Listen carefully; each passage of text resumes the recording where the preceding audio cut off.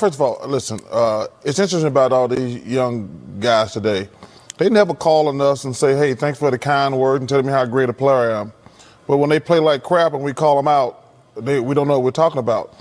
Listen, I'm easy to find, but I get sick of these guys complaining. These young guys, they never call us and say, when a coach is wrong, I'm going to call him out. But when players are wrong, I'm going to call them out. But listen, I'm going to criticize guys that they deserve it. And listen, they can kiss my ass if they don't like it. What's going on, y'all? Welcome. What's up, YouTube? Nathan back with another video presentation. Hope everyone had a great weekend. Happy Monday. It is October. Cannot believe it. It doesn't feel like October where I'm at. It's still kind of warm. Ladies and gentlemen, I have a special guest on this episode. This is episode 13. Nick Rosario from Let's Talk Football, 1/3 of the roundtable.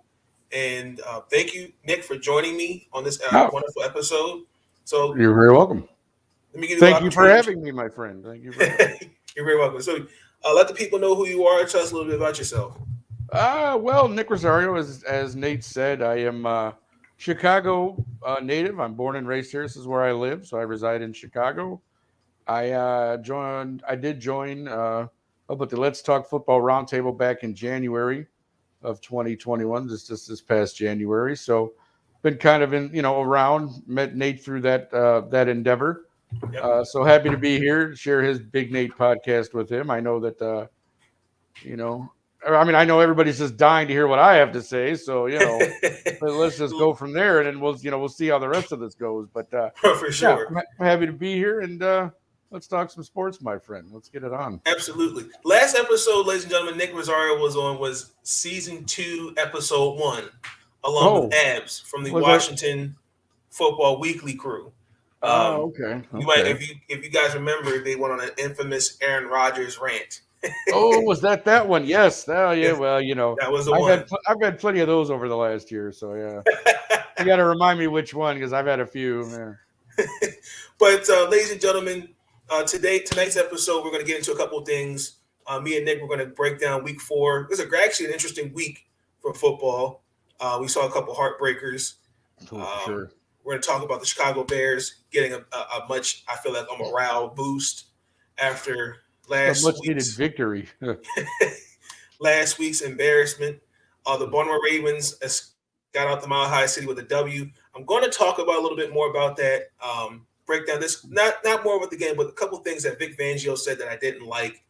Tom Brady returned back to Foxborough in a very rainy game. And then the Washington football team, they escaped out of the ATL with a W. And anything else that we're going to talk about around the NFL. The Orioles and the Nationals, we're going to recap that as well as the Chicago White Sox. And then also, too, we're going to give our MVP, our awards for the season. Who we think was MVP, Rookie of the Year, Cy Young, Manager of the Year, Worst Team, Surprise Team. And then around the NBA, there'll just be me talk about some things that happen around the NBA. And we're going to cap it off with some WNBA playoff coverage. The Phoenix Mercury beat the Las Vegas Aces last night, and the Chicago Sky. Your Chicago Sky. Chicago Sky. We won 86-83 on Sunday. Yep, good win against Connecticut. Can they get Game 3? We will see. And then I want to end off the video. There was a incident that involved a WNBA ball player. Video was leaked. That was leaked on Twitter, and it got a lot of people talking. So we're going to go ahead and get into it. Nick, what did you overall think of Week 4? What was your takeaways from it? Well, you had, as you mentioned, a couple of very close games that came down to the wire. I think we are currently down now to one undefeated team, as you and I are recording this. The Chargers are ahead of the Raiders on Monday Night Football, 21-7. Yep. So there could be only one team undefeated left after today. Yep. That would be the Arizona Cardinals, which, again, some people would probably be surprised that if you would have picked anyone after Week 4 to be undefeated, I don't think the Cardinals would be at the top of your list. Nope. So, props to Arizona and Kyler Murray and the boys for really coming out this season and ready to play and on fire. I think one of the biggest takeaways is injuries. People getting hurt. People Teddy Bridgewater goes out of the game with a Concussion. concussion. Jimmy Garoppolo again. Does this guy have any leg? Is he ever going to play a full season? Goes out with a calf injury. You got other guys going out on the line on different teams. It just injuries. And you know what? Again, this has been all year. Like David Montgomery went out as well in the Bears game. Like it just seems like for some reason this year, guys are just left and right. Every week there's 4 or 5 big names that are going down. And you're amazed at like, is that a conditioning thing? Is it just bad luck? What is, last year they didn't play a full season because of COVID, or, what I mean? Like COVID was a thing. So you didn't get a lot of training camp. You didn't get this, but then you come back this year to get, I don't know, but definitely injuries, I think, were the biggest thing, I think, in week 4. But again, the 1 point, game, New England and, Tom Brady in Tampa, and that Tom Brady returned to Foxborough.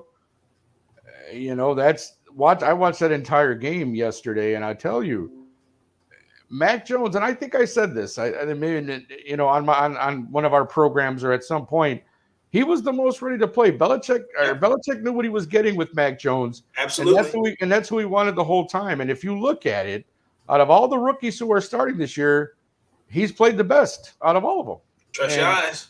And then they've lost a couple of close games. Again, another one yesterday.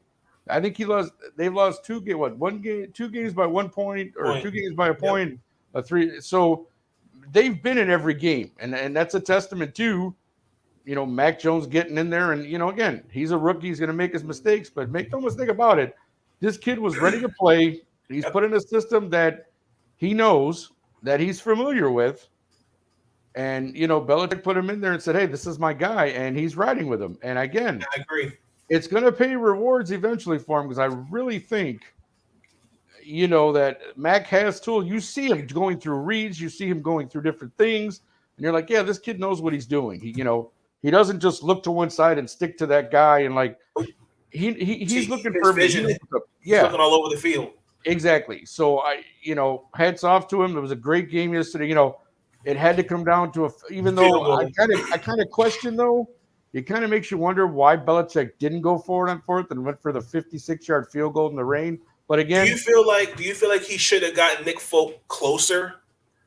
Well, yeah, just because of the elements, if nothing else. I mean, Folk is a good kicker. Don't get me wrong, but asking anybody to kick a 56-yard field goal in the rain, it's not an easy thing to do. That's true. What elements do play a factor in this sort of thing. So yeah, again, it happened. He went for it. If he hits it, he's a hero. You miss it, that's what happens. So, but again, that was a great game. Again, going around the league of what I did see, obviously, I watched my Bears pick up a victory over the Lions, even though the Lions are 0-4. It was just great to see us get a victory and actually look like we have an offense. Like that was for sure. The offense looked a lot better. Well, and that's the thing. It's amazing when this is why Matt Nagy is frustrating, and that's why everybody in Chicago, even on sports radio here, man, they're just calling for this guy to be gone. Like even today. Well, Sean, of course not. See, Sean wants to chime in now, does he? No, but I mean, you know what I mean? Like Nagy is so frustrating. Even today, think about this. Today in the press conference, you just won a big game with Justin Fields. The second week he started. Finally get the kid. Well, if Dalton is healthy, he's our starter. He said that again today, and I wanted to reach through the radio and just choke him. I'm like, what is your problem? Like, Sean wants to know what grade would you give Fields in that game? For this yesterday's game? Mm-hmm. I would B-. Okay. I mean, there was some very good things. Don't get me wrong. Some great throw. Obviously we saw a couple of nice deep throws to Darnell Mooney, which I know that got everybody excited because like we don't have more than 10-yard pass plays. So to see them go, see him let out and throw that 50-yard pass to Mooney, that's for not, But yeah, I mean, B-. Like he's getting, he's got to progress. He's going to get through again. We talk about reading. He's got to get more comfortable with second and third reads. And where's he going to go with the ball? You can't just look at your guy, stare him down, and throw him the ball and hope that he's open. Absolutely. So there's some progressions that Fields has to go through still. And again, but that he's a rookie quarterback. Like these are things that you can be taught, that you can correct, and that you can become very good at. Now, let me ask you a question. Now, Yeah, sure. because with the Bears, after that performance, offensively, 47 yards. Mm-hmm. People how can I explain this? People started to change the argument, and were questioning, should rookie quarterbacks be starting? Right. Pretty much where they're saying, well, when these guys are drafted in the situations where the team's not built yet, Right. should a guy sit and wait? Now, obviously, y'all signed Andy Dalton to be the veteran placeholder. Yeah. I understand the whole thing with Mitch Trubisky, and I understand it. But when I look at Chicago, my question is,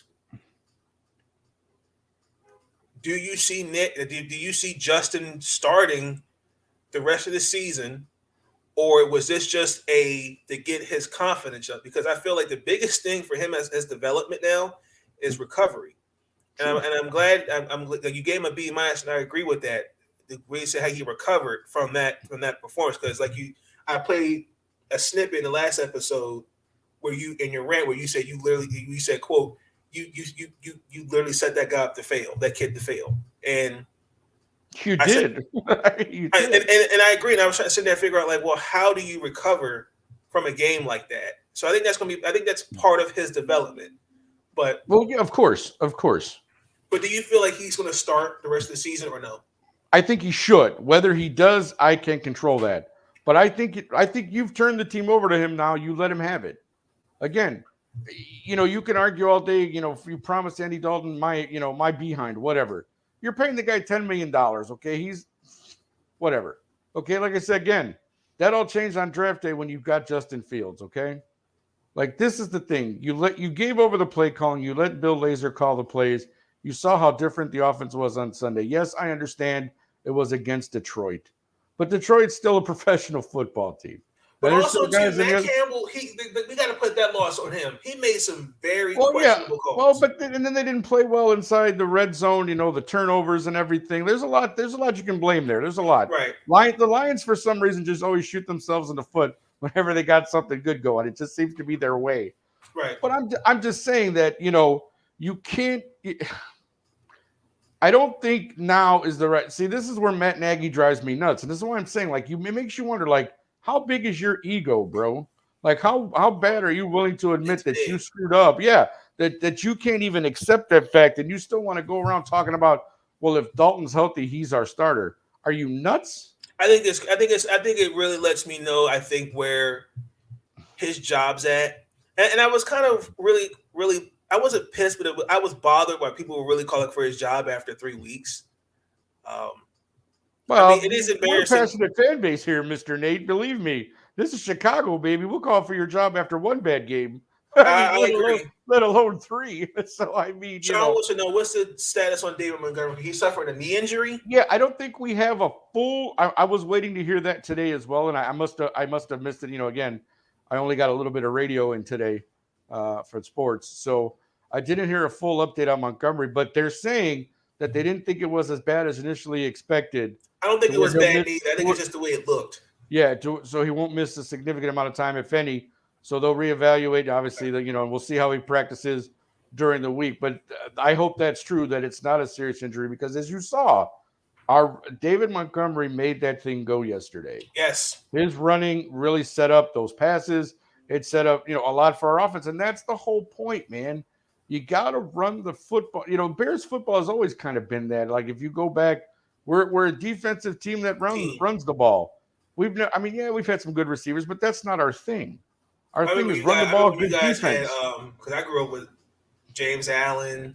Oh man, I can't get the other running back. Remember what for the Bears? You got a few running. Really? Wow, James Allen. James Allen. He's one that comes to mind. There's a couple other ones. You're a young man. No, but yeah, I know what you're saying. I get it. Yeah, but it's like you just. I think Fields should start the rest. Like I said, the team has been handed over to him. It should now be his team. He's got 2 weeks in. I agree, Sean. and that's, I agreed, Sean. A solid running game is a rookie quarterback's best friend. You're right, and that's what we have with David Montgomery. Well, let me ask you this one question. We got to finish the rest of the takeaways. Yeah, of Do course. you see if with Chicago, because my fear with the Bears, this team, that defense isn't getting any younger. I'm talking about Khalil Mack and Akeem Hicks. Sure. Where do you see this team if they do not make the playoffs? Because I believe Chicago I think they can make the playoffs. Okay, I had them actually as a wild card. They can. Like you said, the potential is there. The defense is there. And if we can get the offense going the right direction now, yes, I believe they are a playoff team. Agreed. If they don't make the playoffs, then I think what should happen, and probably will, is that Nagy's definitely gone. Ryan Pace is gone. Mm-hmm. And now you bring in someone who can develop a young quarterback. Because then Andy Dalton's 1 year will be over. You don't have to re-sign him. If Nick Foles is still here, who knows? Yeah, I don't see Nick Foles coming back. I don't either, but I'm just saying, Nick Foles, whatever. But Justin Fields, as of right now, he's your future. And you need to get somebody in here who can develop him, bring him along, put him in the right scheme, and really play to his strengths until he becomes a solid NFL quarterback. And that's what we need. And again, I don't think that's Matt Nagy. Again, I'm sure Matt's a swell guy and a good locker room guy, but as a coach, he hasn't shown me that he can handle this job. So I think he should be gone. And that's just bottom line. I'm going off of your performance and what I've seen. Nothing else. I agree with that. Nothing personal, my friend. No, you hit it. You hey, listen, you're a Bears fan, you have every right to vent and say how you feel. Yeah. But let's continue with the takeaways. Of course. The Buffalo Bills annihilated the Texans. Offensively, I saw the highlights. That was disgusting.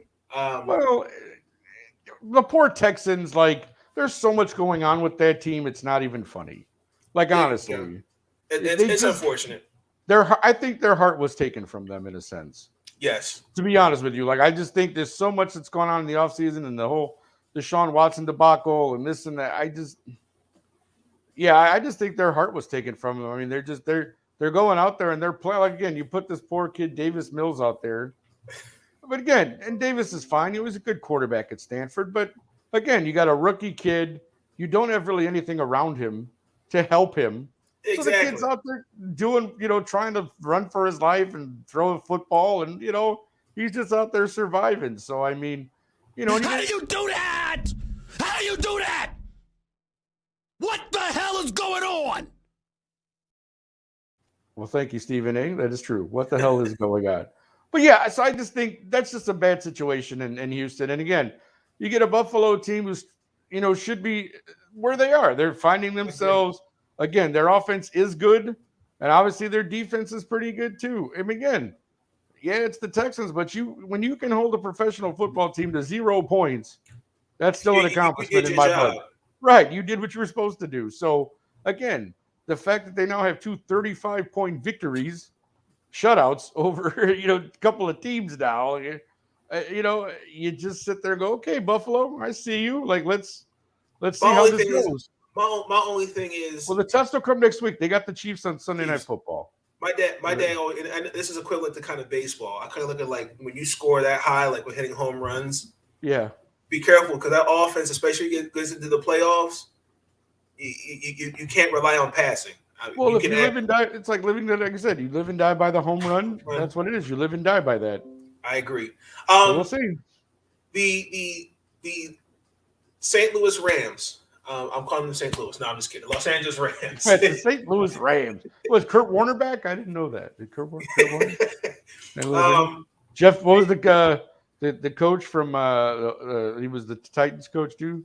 Oh, Jeff Fisher. Jeff Fisher played on the '85 Bears, right? Jeff Fisher. I was trying to remember his name. St. Louis Rams, right? That was right. They lost. They got a reality check by the Arizona Cardinals. A couple things I took away from that. Matthew Stafford, like I said, we have to be careful when we hype guys up really quick, especially coming off the win against Tampa. I understand that obviously against you guys, but there were a lot of plays where they're out of sync. I mean, he's throwing it. I mean, Cooper Kupp should not have been targeted that many times. Like especially with that team against Arizona, you can't do that. Well, look at it this way, Nate. And again, I think you'll understand this. Even when Matt was in Detroit for all those years, what was he known for? Passing the ball. Slinging the ball. Because that's what Matthew Stafford does. Again, I understand, now he's got actual weapons. I mean, again, he had a few weapons, obviously, back in his Detroit days. You had Megatron, a couple other guys. Yes, they do. Trust your eyes. So I agree. So you now you got Matt with a bunch of weapons. Because again, Henderson out of the backfield, Cooper Kupp, Robert Woods, Tyler Higbee, Eckler. Austin Eckler. Well, no, Austin Eckler is playing on the Chargers right now. No, Chargers, my bad. Sorry. I was like, he's on Monday Night Football. No, but I mean, yeah. So I mean, the Rams have weapons, and Matthew finally has a chance to prove that he can win. He is not a bad quarterback. But again, sometimes old habits die hard. No, I don't think he is either. I'm saying sometimes old habits die hard because you get behind, and what do? You want to fling the ball all over the place. You want to get back in the game. And again, the Lions, for years, I watched the NFC North. Obviously, it's my division with the Bears. So I saw him a lot of times. They get behind, he just starts chugging the ball up there. He does. And again, that's what happened yesterday, right? Like you get behind, you're trying to come back on the Cardinals. What are you doing? You're shotgunning, you're throwing the ball all over the place. So again, when they can control, when they can run the ball, pass the ball, and they're in control, you see the different Matthew Stafford. And the Rams, that's why they, started the way that they did. I agree. But they got into a little bit of trouble yesterday because they met their match, and then they're trying to play from behind, and you saw what you saw. Yeah. So that's why I said, again, Matthew Stafford, he is a good quarterback. He's finally got a chance to show something. And I hope he doesn't blow it. I'll just put it that way. I agree. But also, too, Sean McVay, I don't know. Maybe he felt like I saw some I don't want to say he was pissed, but frustrated is a better word I want to use. Sure. For being conservative on fourth down. I feel like there was a couple fourth down opportunities he could have went for it. Well, yeah. I mean, it was a 4th and 4, and he punted. That was in the first half. And because analytics is so big in sports now, they'll tell you that, you go for it on fourth down, even if you're on like your own 30. They're telling you to go for it. You know what I mean? Like you see this stuff and you go, really? You should go for that? Like, okay. Exactly. Makes no sense. Okay. Right. But, analytics is king these days in the old sports world. So who knows? What do I know?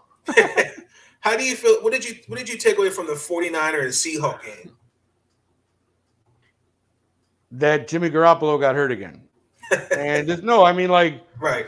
Like, don't get me wrong. I'm a Seattle fan. I love Russell Wilson. Who, by the way, surpassed. He has 100 wins. Yeah. In 10 years. He's like the quickest guy to 100 wins. Something like that. Congratulations, Russell Wilson. Yeah, but see, that's what I'm saying. Like, I've always liked Russell Wilson, University of Wisconsin product. Yep. Seattle's always had good teams, and they've always played well. And Russell Wilson is a hard-nosed guy, and he is always going to try to will his team to win. Whether they go with him or not is another question. But he will always give 110%. Absolutely. And again, I think they've kind of been like 50-50 this year, obviously with their record and the way they've played, and so it's like. But yesterday they made a good showing, and they came out on top. So I mean, again. I think Sean put it up a while ago. Division games hit harder, and they hit different, and they do, because when you're playing a division rival, man, there's just something about that should motivate you to, and a lot of times it does. And again, it's bad for Garoppolo in that sense, because, and then again, you put Trey Lance in the second half, and he didn't exactly, again, I know he's a rookie quarterback, but again, you were looking for something, right? If you were looking for something from Trey, you didn't find it yesterday for sure. And again, Seattle's defense is not the greatest these days. Right. So I saw. I didn't mean to cut you off. I saw Trey. He looked very overwhelmed. Yeah, absolutely. I just didn't see a guy who was ready. I mean, don't get me wrong. There were some nice plays he made, but Sure. I Well, mean, again, he has talent. He can throw. He can run. Like, he's there for a reason. Like, don't get me wrong. But again, you have to develop that. You have to be able to get in there and really show what you can do and these kind of opportunities. Because again, my guess is he'll start this week. Because if that's a calf injury on Garoppolo, he's probably out for at least one or two.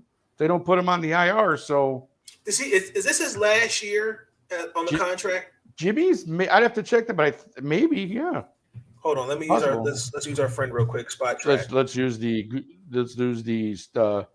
flux capacitor 2021 and figure it out. Deal, 137. So it should be actually like his. No, he's got next year. Next year is last year. All right, so he's got one more after this one. Okay. They might. So there you go. They might cut it, right? Once again, it's a matter of, Jimmy has proven he can't stay healthy. Unfortunately, I mean, as much as when you're in there, he wins, or when he's in there, they win. But if you can't stay healthy, you can't help me. So, you got to look at it that way too. Like, another injury, not good, Mr. Garoppolo. No, it's not. And especially, this team was just in the Super Bowl a couple seasons ago. Yeah, just two removed, right? Yes, and it's disappointing to really see a guy like that just injury prone. I know he talked about being the replacer for Tom Brady, but I mean, if anything, we'll see how it goes. But I'm hoping that he gets back out there healthy. I do too. Pride of Eastern Illinois. You always root for the Illinois boys. He was a Panther, Eastern Illinois. Go Panthers. Go Jimmy. What is your take on the Miami Dolphins? I don't know that I have one other than to say that what are they doing there? Again, I like, you kind of, you root for Brian Flores. He seems like a good dude. Yeah. And you want to root for the guy, again, not a lot of Latino head coaches in football. There's a few. Ron Rivera comes to mind.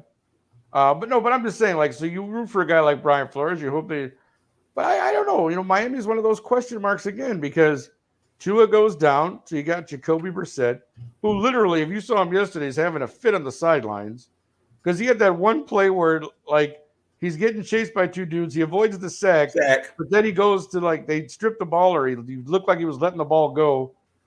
They call it a fumble. He goes back to the sideline. He's throwing iPads around or whatever. It's like, Jacoby, bro, relax. I get you're an emotional guy, obviously, and you're in a game and it's emotional, but you can't lose your cool like that, man. You're the quarterback of this team. You got to go back out there and say, okay, have that short-term memory and go, okay, let's go back out there now and do something. And I think that, he had a good showing last week, the overtime game. I mean, he had a good showing, but again, they came out on the opposite end of that. Right. And then again, Tua's still out, who was supposed to be the guy, again, second-year guy, blah, blah, blah, blah. Got some weapons around him. Let's see what he has. I agree. Now, let me ask you a question. Sure. That draft he came out of, where did you have him on your draft board? Tua? I'd have to go back probably and actually look, but probably late first round, early second. Okay. Tua, yeah. Who did you have the Dolphins picking? Oh, that I don't remember. I'm not gonna lie to you. Okay. I'd really have to go back and Okay. A lot of people are saying that they should have gotten Justin Herbert, but I mean, man, that maybe. I mean, would their fortunes be different right now? Yes, they very well could be. Or again, you could have thrown him to the Lions and he could have failed.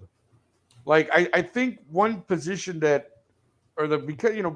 because of what happened, and I guess again, the Chargers were a team that were on the rise last year. I know Tyrod Taylor was going to start. We know what happened with the doctor and the punctured lung. So now you have no choice. You throw in Justin Herbert.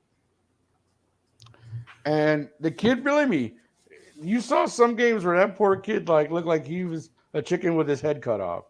But he never gave up. He stayed in there. He played hard. They won, 7-8 games? 7-8 last games, year. Yeah. So, I mean, he took his lumps. He won his game.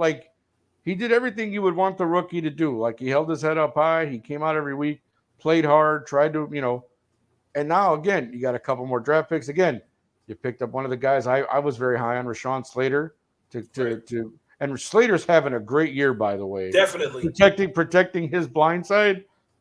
And I knew he would. Slater's a beast. Yep. And again, you pick up a guy like that, you help Herbert out, you got the weapons on offense. I mean, again, second year now, the kid is learning more about the NFL.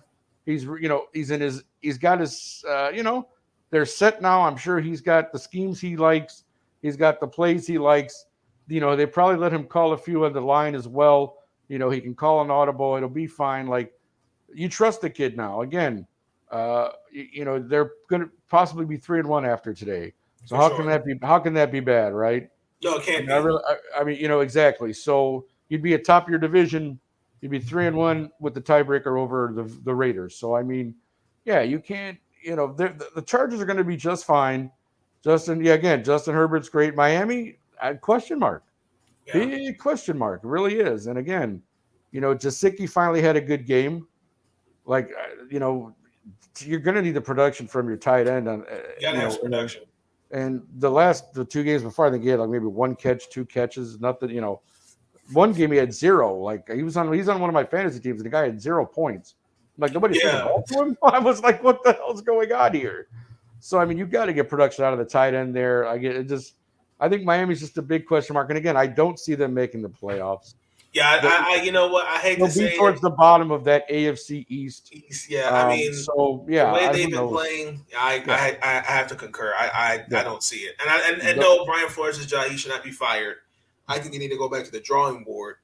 You got to figure out and make it work. Like that's really the thing with the personnel you have, and because my understanding is you got a ton of draft picks for next year. Yes, they do. So you have the opportunity to really continue to build this team. You've got at least 3 or 4 picks next year in the first 2 rounds, if I'm not mistaken. I mean, they got an offensive line that needs some development. Well, sure, but again, you might have to. You might. I hate to say it, but if because everyone's saying Tula ain't the guy, I hate for the kid. After 2 years, you go, But hey, man, that's the NFL these days, bro. Unfortunately, it's a business. It's results oriented, man. What have you done for me lately? Yep. I check out what I got, and if in 2 years you didn't show me what I want, you're out. I agree. So yeah. So we're gonna just real quick. We got a couple more teams. The New York football teams, the G-Men and the Giants got their first wins of the year. How about that, huh? I thought it was much needed. So the last time that happened, the Yankees also won yesterday. Cool. All the New York teams won, huh? The last time that happened, the Yankees won the World Series. It was 12 years ago. So yeah, no, the Yankees aren't winning the World Series this year, but whatever. We'll talk about that later. Yeah, for sure. The Pittsburgh Steelers against the Packers. Pittsburgh is just again I wasn't too high on Pittsburgh coming into the year. Some people were. Me neither. And again, I was not. And again, I know that Big Ben is a beloved guy. Yep. But he should not be starting next week. No, he shouldn't. Ben needs. I don't even know what to say because again, it sucks to say this. It's Ben Roethlisberger again. As a football player, the guy's given you many great years, many great seasons, but it's coming to an end, and it's coming to an end rather quickly, probably quicker than he thought it would. And I mean, it's just amazing to me that everybody last year, they go 11-0, and everyone goes, "Oh, they're back. The Steelers are back." But right. You clearly see they lack a running game. Yeah. That offensive line, they didn't address that. And then your response is, and Villanueva left, so yes, and then your response is, we're going to draft Najee Harris. When you don't have how can you have a run game when you don't have a But that's the thing. He's been a big part of the offense. Unfortunately, yes. Because even with the receivers who have been in and out hurt, one guy's out this week, this guy's out the next week. Yep. Then they come back. Deontay Johnson comes back. Then the Juju Smith-Schuster's out. And then this guy. Like, what's with the wide receivers at Pittsburgh? Like, what's going on there? So I mean, yeah, and Pittsburgh suffered that fate. You go up to Lambeau again. Yes, they got cheated. That guy blocked that field goal cleanly. I don't think he was Yes. offsides, and that might No, I have don't think he changed the was. momentum of that game a little bit. But again, you don't recover from that, and Green Bay gets another victory. So I mean, yeah. Pittsburgh looks like they need some help right now. They're kind of holding on to the old The old guard. Well, like, what do they call that thing when they throw a life preserver? They're holding on to the life preserver right now. Yeah. They're in the water treading, and somebody throw them a lifeline. But I don't see it for Pittsburgh either. The ship's starting to list. I didn't see it to start the year with the Browns and Ravens in that division. So yeah, Pittsburgh doesn't go anywhere this year either. And speaking of the Browns, they held the Minnesota Vikings to 7 points. What was that game? What in the hell was that game? I don't see Zimmer staying. I think they're going to fire him after this season. I do. I mean, some of the decision making he's done this season. I mean, he's a great coach. He's a good coach, but Zimmer. It just. Yeah. I think after that miracle catch against the Saints, they haven't been the same team. They haven't. No, I mean, true. And again, I know you got $80 million man, Mr. Cousins, back there. And, he had a great game last week. So everybody's like, hey, Minnesota's on the resurge. Not really. I mean, back to being the Vikings, I guess. I don't know. It just, I don't, but again, that game was so lackluster, though. It's kind of disappointing to me that the Browns are not making a better showing offensively. I agree. To be very honest with you, that's disturbing to me. We know the defense is good, even if Chicago Bears game notwithstanding. They give up only 7 points yesterday. 7 points. They only contain the 7 points. Right. So, and that's a pretty decent offense in Minnesota there. So, I mean, the fact that we know the defense can play, but that offense, this was supposed to be the year. And I had hoped it would be for Baker Mayfield to really break out and really have. And he's got one touchdown pass? Is it one or is it zero? I think it's one touchdown pass. It's one touchdown pass in 4 games. Yep. That is ridiculous. It just is. Let's be honest. If you want to be an elite quarterback in this league, and you want to be mentioned to that upper echelon of quarterbacks, and you've got one touchdown pass in 4 games, not going to cut it, my friend. And again, you're winning. Well, you're beating the teams you should beat, I guess. If you're Cleveland, if you want to make this argument for everybody else, let's make it for the Browns. You beat a rookie in the Bears last week. You beat up a Minnesota team you should beat. You lost to who was the first we lost? They lost to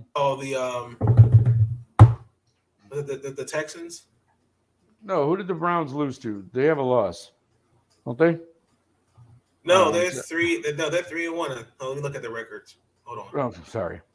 I know. I got so much in my head. I'm on overload. But anyways, my point is, the Browns offensively need to really step it up if they're going to be serious contenders for the rest of the year.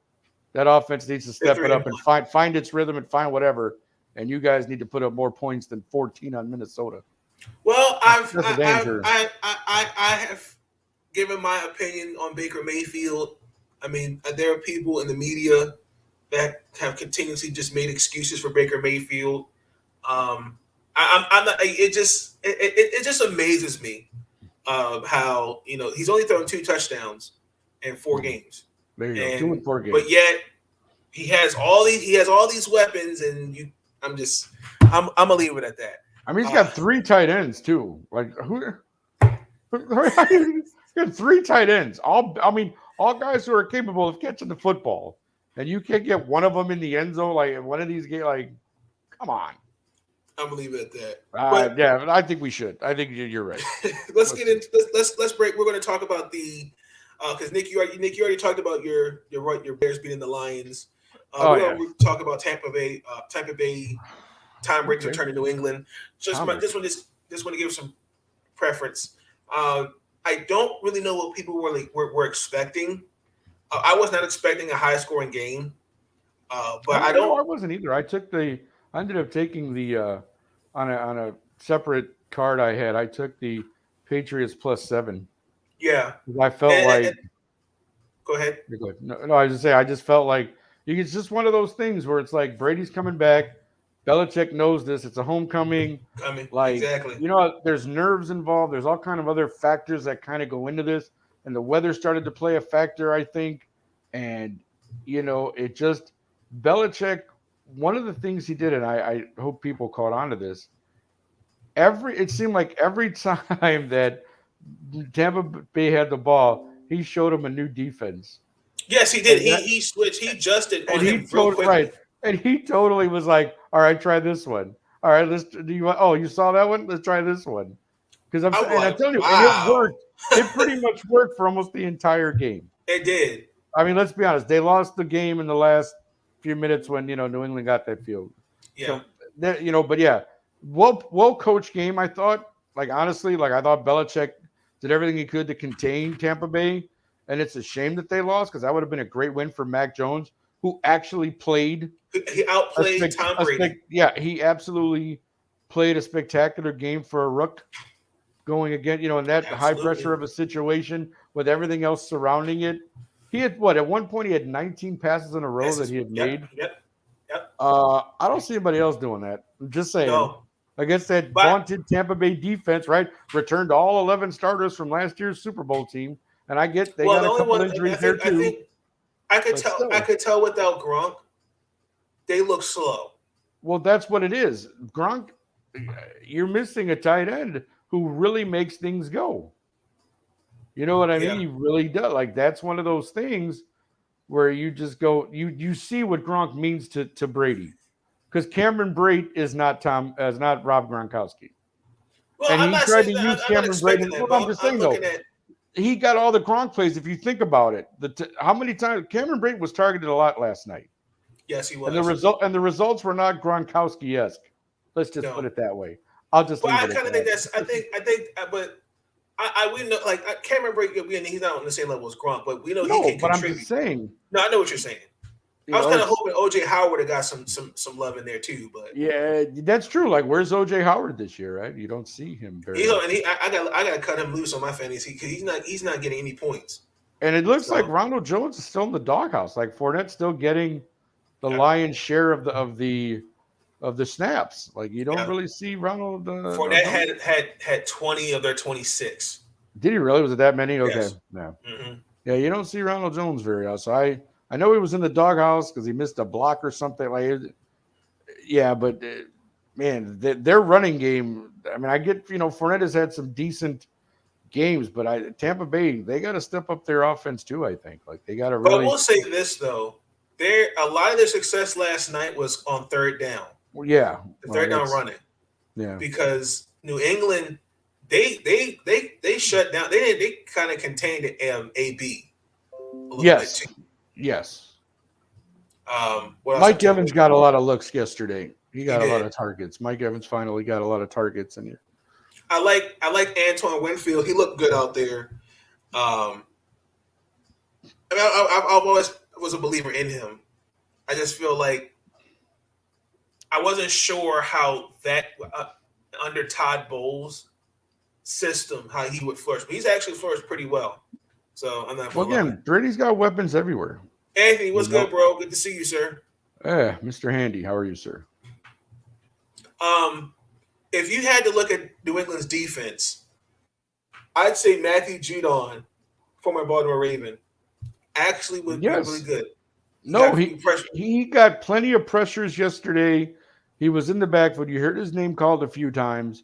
Matthew was definitely fired up yesterday, I think, and he played a pretty good game. And like you said, came over from the Baltimore Ravens.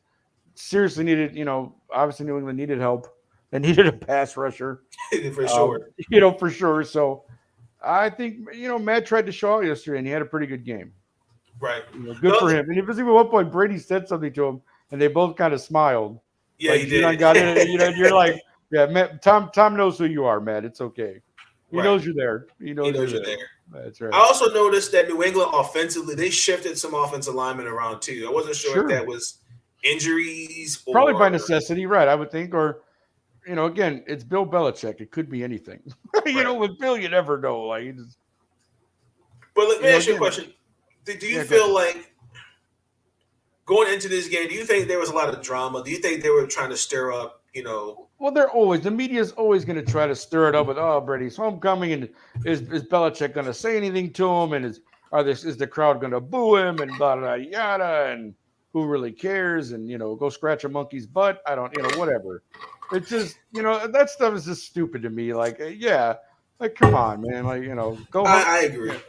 I thought it was too much. And again, Belichick's, they reported after the game, he went into the Tampa Bay locker room. Him and Tom went to a quiet place, and they had a conversation. Yeah. What was up They with had the quick hug? Yes, Sean. They had a quick hug at the end of the game. Well, because the cameras were pointed at midfield. Because Al Michaels and Chris Collinsworth, they got real quiet. Al Michaels said, "Okay, let's see what's going to happen." Yeah. Okay. And that's again those two idiots too, Collinsworth and Michaels. Good Lord, like what is wrong with those two? Like the whole night, they were driving me nuts with all that stuff too. Like, Brady, shut up. Just call the game. You guys aren't funny for one, and Collinsworth is just annoying on many levels. But Chris Collinsworth is not bad to a certain extent. I digress on Chris Collinsworth, but whatever. He's not bad. I mean, he's a bear hater. I don't like him. I prefer to listen to him than Joe Buck. Well, I prefer. No offense to you, Nate. I prefer you to Joe Buck. I'd have anybody else besides Joe Buck call a game. I'd have my 5-year-old niece call a game before I want to hear Joe Buck call a game. There's a Last Dance. You know what, Sean? You better get out of here. Don't even start that Last Dance stuff again. Sean trying to start something up in here, right? Get out of here with that Last Dance. You're going to transition to Baltimore Ravens. They got out the Mile High City. Hey, they got one victory. They stole one. They gave Denver their first loss. Yes. Once again, Lamar Jackson carried the offense. We had Tyshawn Williams starting, but for some reason we had him as a healthy scratch. We gave more opportunities for Le'Veon Bell. Yeah. I mean, he touched the ball 3 times. Is that what it was, only 3? Yeah. Latavius Murray had a touchdown. Hollywood Brown had a nice catch there. Absolutely, he made up for his performance. Bridgewater injured again. Damn, I agree. I'm a fan. Concussion for Teddy. That's horrible. It is, and it's what he's been through when that injury in his leg, and he's been through a lot, and just can't stay healthy. But again, another guy can't stay healthy. Exactly. Lamar Jackson, this is the second game where he's throwing for 300 yards. I don't really, again, Nick, just stay with me. I've had this conversation with Sean and we disagree. This narrative that he cannot throw the ball, that's BS. He's shown that he can throw the ball. What does it say about Denver? Well, what it says to me about Denver is a couple things. Drew Luck, this is your opportunity to make amends. People kind of are writing him off. They don't see. Right.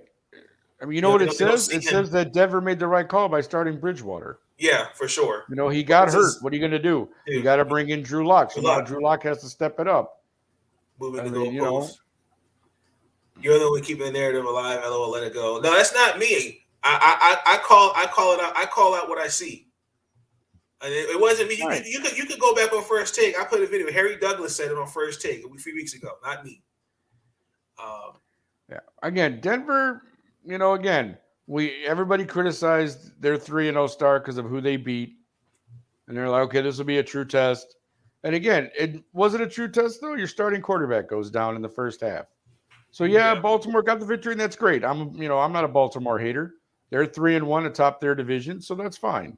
Yeah. But Denver, it'll be a test, like you said. Now Drew Lock will get the helm, I'm sure, for this Week 5 game, and we'll see what he does. Yeah. Again, this next man up. Guy gets hurt, next guy's got to step up. So we'll see. I don't think the book is really written on Denver yet. Again, no, I don't think so either. We're 4 weeks in. They're still 3-1. So we'll see. Like, it is. Again, I know that you have to ask the questions because that's what you do. I mean, we're talking sports. You want to know. You want to get people's opinions. You want to get answers to questions. But I really do find it fascinating that everybody, like after 3-4 weeks, is like, oh well, who's the front runner and who's going to do this and who's going to do this. Exactly. It's like, dude, there's 13 more weeks to go in this season. I at least figure we got to get through 8 or 9 games before we really have a good grasp on how things are going to shake out and how good or bad teams really are. Again, a lot of this jockeying in the beginning is great, and again, as you see, I don't have the final score in front of me, but again, you've probably got one undefeated team left after tonight. Yeah, it's looking that way. Yeah, but, so I mean, and that's the Arizona Cardinals. Again, if you had the Cardinals on your scratch card, you're a winner. But yeah, I certainly didn't after week 4. But I mean, offensively for Baltimore, we looked a little better. Defensively, Patrick Queen, he's second year out of LSU, still struggling, but I think that all comes with maturity, and I think that comes with coaching. Well, let me ask you, Nate, because again, you are the Baltimore guy. Looks like they'll be tied for first with the Ravens and the Chargers. The fact that, as you've said, Lamar pretty much is, 80% of the offense. Yes, we know he can throw the ball, okay? I have no problem in saying that. I know that's been a mark on him. I know he can throw it, but the fact is he's always, his legs are what's gotten him through. A lot of said, he's a good runner. But again, your quarterback should not be your leading rusher. Hell, your quarterback shouldn't be the leading rusher in the NFL. I listen. You know what I mean? I don't disagree with that. But when you look at as of right now, I mean, Bateman, Boykins didn't play because they're still coming off injury. They're still right. They're still on the IR. I mean, Sammy Watkins, I feel like he's still adjusting to the offense. Hollywood Brown let me down in Detroit. So, and then Mark Andrews, he's supposed to be the beast there, right? Tight end. This man just got paid. Yeah, right. He had the big contract. Big contract. Uh-huh. I don't even think he touched the ball. No. Hold on. I don't even think he touched the ball yesterday. Really? That's a shame. Unless I'm wrong. No, he had 5 receptions for 67 yards. There you go. That's not too bad. It's not too bad, but no I mean, TDs, but I mean, for Denver on their side, they got to they didn't really. I was expecting them to really pressure Lamar. They did it with 7 different players, 15 different times. They did as a collective unit. They did not get pressure to Lamar. Especially like in the second half of the game. Again, their secondary, Patrick Surtain is nothing to sneeze at, and Justin Simmons, nothing to sneeze at. Even though he got lost, Marquise on the Hollywood Brown play. Yeah. I mean, offensively, I feel like when Teddy went down with that injury, I think that was it for. And it appeared that it was right, and the rest of the game was Baltimore. Yep. Yeah. Was it 23-7 was the final? You guys got a sneaky, interesting game against. I know. Ironically, we're home until the 11th of next month. 4 straight home games. You got 4 straight home games? Yes. Jeez. Who did the schedule? Then my Bears get 1 away, 1 home. 1 away, 1 home all season. That's weird. We don't even get 2 games in a row anywhere. It's like, what the hell? What's ironic? We play the Browns. You guys get 4 home games. We play the Browns. Schedule. And then we play Pittsburgh, and I got to play Cleveland the next week. Is that really? Yes. We see Pittsburgh, Cleveland right after Pittsburgh. We see them, I think, there first, and they come here. Mm-hmm. But I want to address something that happened after this game. Okay. This involved Vic Fangio. He made some comments regarding how can I explain it? I didn't hear this, so I'm interested. Yes, it was his body language. He was clearly upset. So the Ravens have now tied the record for 42 straight games. Oh, yes, the 100 rushing yards. The last team that did it was the Pittsburgh Steelers. Okay, and obviously Vic's not happy about it. So I'm going to play the clip. Him on the sideline. Let me know if you can hear it, Nick. Okay. Yeah, I can.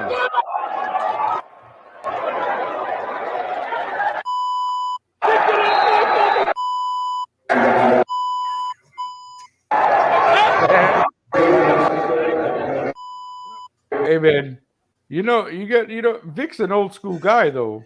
Like Yeah. that's one of those things. No, again, however you feel about that sort of thing, I guarantee you, Vic in his mind is going, "You mother, you want to Well, show me up just to get your little record." You know what I mean? Like you've won the game. There's no reason for you to run a play outside of getting the record, right? And you sure enough, what does John Harbaugh do? Because John Harbaugh said that was all him. He said, I'll take the full responsibility for all that. But Fangio's an old school guy, man. I guarantee you that he went in the locker room and probably said about 8 other words you can't say on television. Because I'm telling you, man, well, Vic did not like that at all. he didn't like it. But I didn't like, and actually, and I should have pulled it up, but I'm pull it up real quick. He made some other comments I thought was very, very uncalled for. I think. He went further. Like he went further. Okay. See, I didn't hear those comments. I knew about him being upset about running the last play to get the 100 yards. I didn't know he had more to say. But it was something along the lines of, and I have the video here. That game will come back later in the year. Knocking on wood. My thing is this. Like, if you're that bothered, why don't you stop him? Yeah, Coach, could you first go? I just think don't get mad when there's 3 seconds left in the game. I understand, yes, it was meaningless. We should not have done it. But if you're bothered by it, where was your effort after your quarterback got hurt? Your starting quarterback. Because to me, it just kind of looked like they just quit. Well, again, you could say that, and maybe that is what it looked like. Again, I didn't watch this game personally. It wasn't one of my regional games that I could get, so I didn't see it. But I got to imagine that, it didn't seem like Drew Lock, obviously when you only score 7 points as a team anyways, it didn't seem like Drew Lock had a handle on anything. So I don't, again, did it look lackluster? Did Denver look like they didn't care? Like, I don't. Well, what was crazy to me was that they tried to get a garbage touchdown. I mean, the game's over. If you don't want them on the field, take a knee. Just take the loss. Okay. But they didn't do that. So Drew Lock threw an interception to Anthony Everett. Is that what happened at the end of the game? Okay. Yes, he threw a garbage touchdown. It should not have happened. But okay. Real quick, this is his Vic Fangio's comments. Teddy's concussion as concussions go. In a post-safety defense. And are you happy with the way you guys defended, or your approach to defending Lamar? I mean, obviously 300 and something yards in the air, but only 28 on the ground. Yeah, we obviously, wanted to limit his opportunities to carry it and scramble, and we did that. But they were able to complete the long passes, which negated that. Hey, Vic, what was the explanation you got from the referees on the Deontay hit? And secondly, did you feel like the injuries started to finally pile up and affect the game today for you guys? He said he thought the guy hit him with his shoulder, not with the crown of his helmet. What he's referring to, Nick, Lamar threw a pass, and Deontay Johnson, it's from the angle it showed, it kind of hit with his helmet, hit his back, head first, and I feel like that could have been a flag, but I didn't see a replay. How did it look? That one. I didn't have a good view of it. Just the amount of you're playing behind the chain. In the game, I was going to go for it on fourth. Ran it pretty good early, obviously. And at halftime, I'm trying to find that part. But I think his performance was, Regardless of who's behind center, Nick. Important. Anytime much going in the running game and had a bad day on third down, they give them credit. That's what they do, and they beat us on it. Your bad technique. So the backs, the tight ends, when they're at. What was your message to the team afterwards? Okay, so it's not in this video, but it's in one of those. It's a video where they thought the game was over, and the reason behind it was BS. The game was over. Harbaugh knew better, and he called himself out. He held himself accountable. It's a respect thing. Yes, and I feel like people kind of held it over his head, but I don't think he said something where that's what we do. the Ravens always show sportsmanship. Again, I don't agree with the fact that they should have ran the ball with 3 seconds. I don't agree with that. I mean, but I think for him to get that personal and say some kind of take shots at the team like that, I thought that was a little uncalled for. I got you. So, I mean, we will see what happens next week with them. Certainly. But that happened in Denver. So we play the Colts next week. We're going to move on to the Washington football team.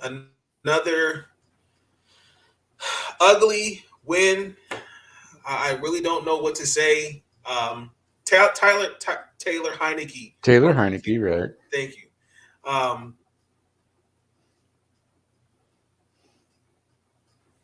Has proven to me he's the starter for Washington.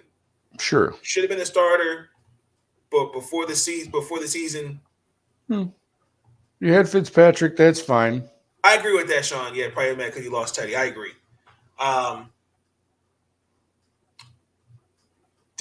Defensively, we still need some work. That's my question for Washington. Like for Washington fans, or like the defense, you guys, and I even talked a little bit about this on our show because I actually thought Washington would, up to this point, would make a little bit better showing. Right. In the NFC East, and has the defense really held up to what it should be? I think I feel like I will they're say not playing up to the, because even last year during the playoff game against Tampa, I will say this: they showed some really flashes of. Well, okay, Sean. No, that's what I'm asking. Like again, I don't get these regional games over here in Chicago. I think it starts with Jack Del Rio. He's too conservative. Okay. On defense. They started out very slow. I mean, I give Jonathan Allen, definitely had a great game. Mm-hmm.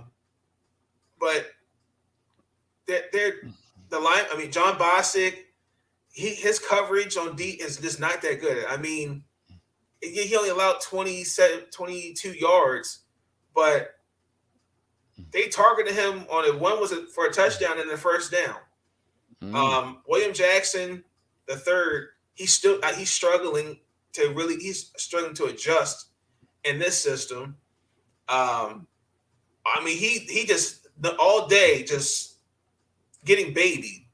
But the Falcons, once again, just like the Giant game, I mean, just drops. Jonathan Allen's legit for sure. Bossy got hurt. I don't remember what quarter he got hurt in, but I know and then we lost a number of guys to the injury. Yes. So. The injury bug. It's getting everybody. I mean, Atlanta, they had this game. I will say this. Del Rio wants to rely on his front four. Hendricks, what's going on, bro? Good to see you. I agree. Because was it Payne, Sean, that where he held Matt Ryan down and not get up? Because it was like the last 14, 15 seconds of the game. Oh, they wouldn't let him up? Yeah, and I don't understand. You throw it to the, like Nick said, they're still pros. Like you throw it to the sideline. Like throwing it in the middle of the field makes absolutely no sense. But the Washington football team, we gotta figure it out. I mean, that the pass that Heineke had where he threw it off his back foot, that was play of the game for me. It was.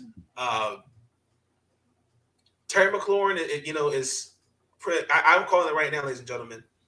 Hold on. Guaranteed. Pro Bowler.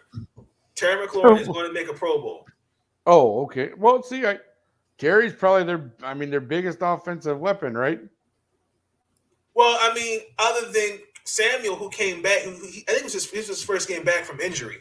So okay. Right. He had a good pass to Carter on but when he threw to McKenzie, oh my gosh! McKissick got a touchdown, didn't he? Yeah, he got the game winning. He got the game winning touchdown. The game winning touchdown there.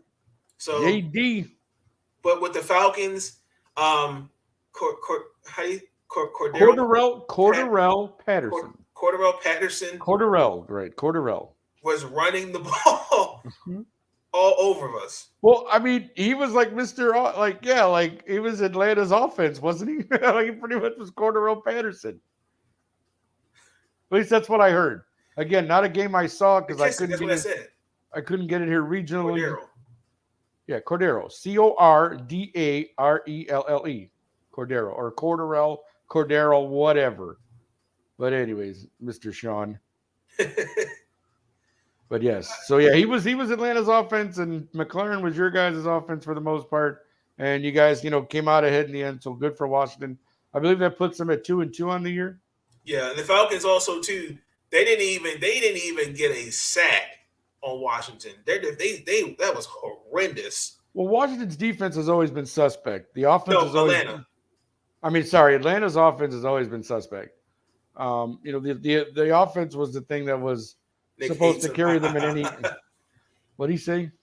He said he hates. I guess he's referring to Cordero.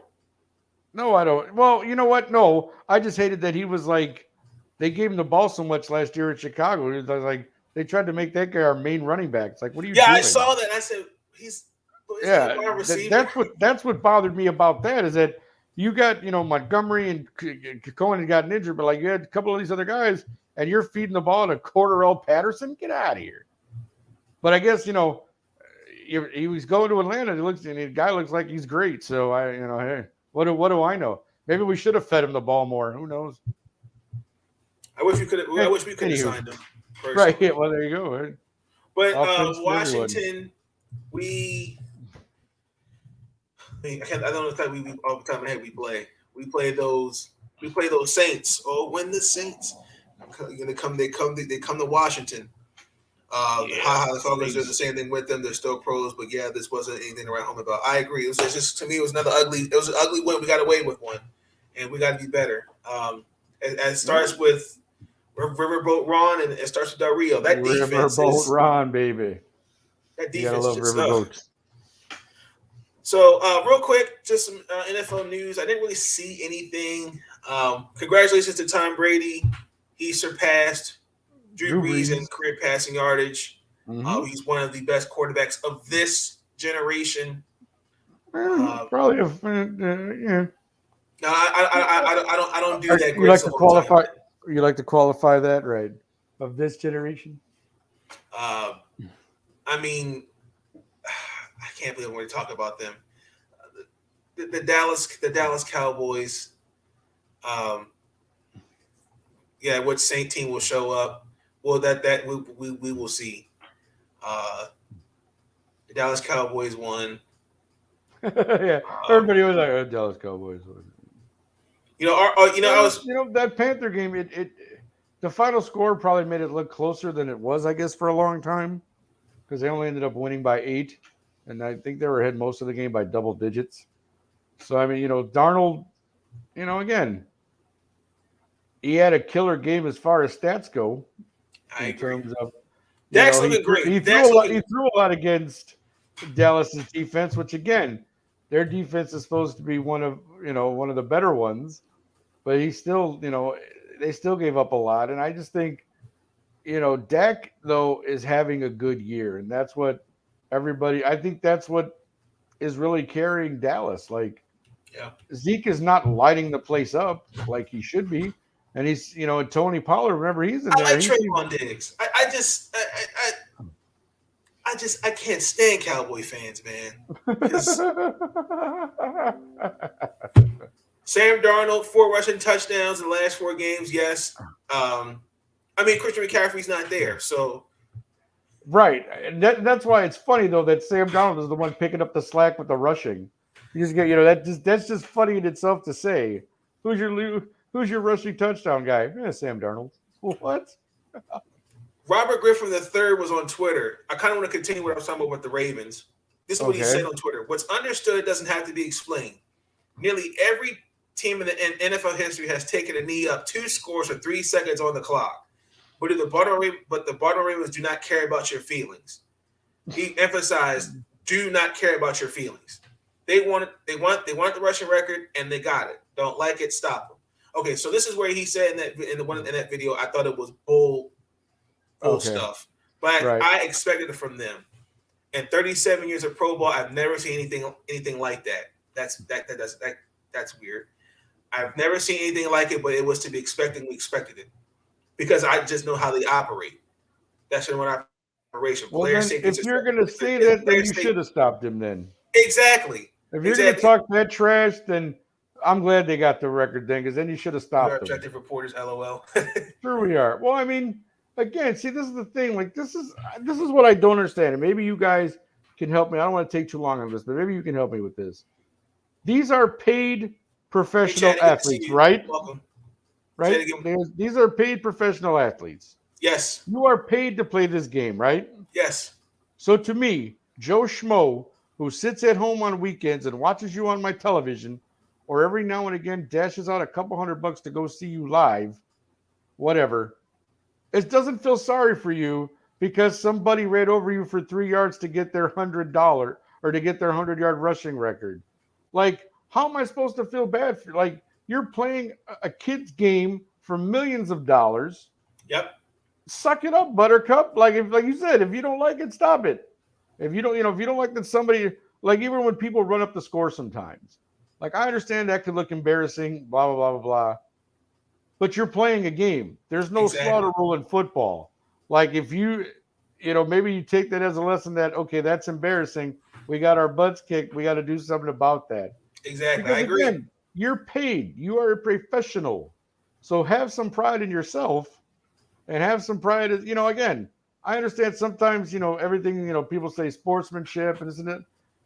I can't remember the last time I saw some real sportsmanship, okay? Just being honest. Let's be honest about that. You don't see it very often, okay? So let's not try to hide it under the umbrella of, well, it's bad sportsmanship to do what they did. Detroit Lions are prime examples. They stink, but they still play. Exactly. Thank you, Sean. They do. But see, this is where I didn't like this comment. Okay. That's just their mode of operation there. Player safety is secondary. That's across the board in every NFL team. Yeah. Player safety is a secondary. See, I again, Sean said it earlier. If I can find it. He's mad that they lost Teddy. That's what it is. So there's still sportsmanship. I agree. No, I'm sure, but you just don't see it that often. Let's be honest. No, you don't see it. Or it's not highlighted as much as it should be. Yes. Let's try that. It's probably not highlighted as much as it should be. So yeah. So I mean, when I said, wow, RG3 brings up a very good point. So apparently the game tonight was delayed because of a lightning strike. Yes, it was. It didn't start till like 10 to 8 my time, so 10 to 9 your guys' time. Well, because again, it's a dome stadium, but apparently on the sides there's openings. Yes. Oh yeah, yes. So they didn't want, just in case the lightning, you had the lightning. Last topic around the NFL, Urban Meyer. We're going to talk about this. Yes. And again, this actually kind of goes, and I'm just giving a prelude. This is going to my last topic of the podcast. Okay. Urban Meyer was caught on camera with some pretty young thing. He was drowning his sorrows after going 0-4 with some friends of his on a Saturday night out in Jacksonville. Herbert looks good. Trust your eyes. Bye, Urban. I agree. Urban Meyer has to be careful. And again, it's not just him, but it's athletes, these celebrities, everyone, especially in the higher realm of society. Oh, yeah. Everybody has these. Camera phone, yeah, come on. Everybody is a TMZ. Yes. Everybody is a shade room. Are you going to touch on the FIB rate of the Washington's trainer? I didn't hear about that. You just you didn't hear about that, Nate? No, the FBI. Well, no, all I read was the thing where the FBI actually went into the Washington locker room and searched it. It's something with the trainer. I didn't hear the whole story, but like the FBI literally checked out their entire locker room, and I guess arrested the trainer, or like took the trainer out or whatever. So I don't have the whole story on that, but that's what I know happened. Wow. We can touch on that later, I guess. Yeah, we can touch on that later. But Urban Meyer, it's you are the head coach of the Jacksonville Jaguars, and unfortunately, a lot of people have they're chirping. They raided his place and he's on administrative leave. Oh, okay, we gotta go look at that before we end the video. That they don't, you've already been involved in scandals in college, and then you got this coming in the NFL. You have to be careful how you conduct yourself in public. And on top, I believe he's married. So he is. Could you imagine how the misses is going to be towards that? I mean, you can apologize to your teammates and your coach, your players and stuff, but it's out there. It's out there. And he should have been smarter than that. Yeah, that's what's again. You get, you're drowning your sorrows. You're out with some friends. You got a few drinks. This pretty young thing comes up to you, and you guys, again, my understanding is it started out innocent enough where they were just talking. Then at some point, he goes to a video of like this girl dancing in front of him, and he's all, so it's like, way to go, Urban. Way to, there you go. Really quick, I just pulled the article up. This was on Washington Football. That's right, Sean. You take that L. Washington Football Wire, USA Today. So the federal law enforcement conducted a raid at the practice facility last week. The head trainer, Ryan Vermilion's on administrative leave. The ongoing criminal investigation is unrelated to the team. Oh, he actually might get fired, low-key. I'm sure he's gone. I'm sure he'll be gone right once they figure out what that was. Yeah, we'll definitely continue to keep track of that. And they got more issues in Washington. I talked about how his wife pretty much downplayed all those that with the whole sexual assault allegations and stuff like that. Yeah. So we're going to transition into baseball real quick. I got to give a heartfelt season's end to the Orioles. Congratulations. We got the number 1 overall pick for next year. There you go. Thanks to Josh Rojas of the Arizona Diamondbacks. He hit a game-winning home run. How do you do that? How do you do that? What the hell is going on? With the Orioles, I like the core we have. There's some positives. I think Ryan Metcalf was my rookie of the year. It was great to see Trey Mancini come back after a bout of colon cancer. Cedric Mullins is nothing to sneeze at. I mean, first Oriole, most valuable Oriole with his 30 for 30 season. John Means is a start of the number. He's shown he could be the number 1 guy in the rotation. Baltimore's got some young pieces. I'm curious to see how they're going to do with Grayson Rodriguez and Adley Rutchinson. This team is about another 2 years from being a true contenders. I'm just disappointed this year with the placeholders.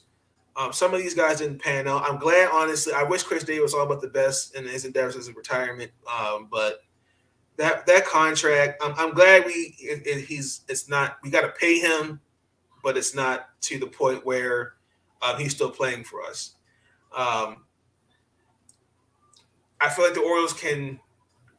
Austin Hayes has proven that he's going to stay. Ryan McKenna, he's shown me some flashes. DJ Stewart, I'm done with him. I'm done. He showed me nothing this season. Anthony Santander, I feel like he could be traded. But the Baltimore Orioles finished. I got my prediction right with 110 losses. That's their second 110 loss season. Wow, yeah. Year, since they've been in rebuilding mode. We did not keep our hitting coach, Don Long. I just didn't see with him. We need a better hitting coach. He's okay, but Brandon Hyde's here for another year. But I feel bad for him because he's literally had no help. I mean, he's had nothing to work with. I mean, Mancini, Mancalso, Mullins, they can only do but so much. The bullpen's been straight up trash.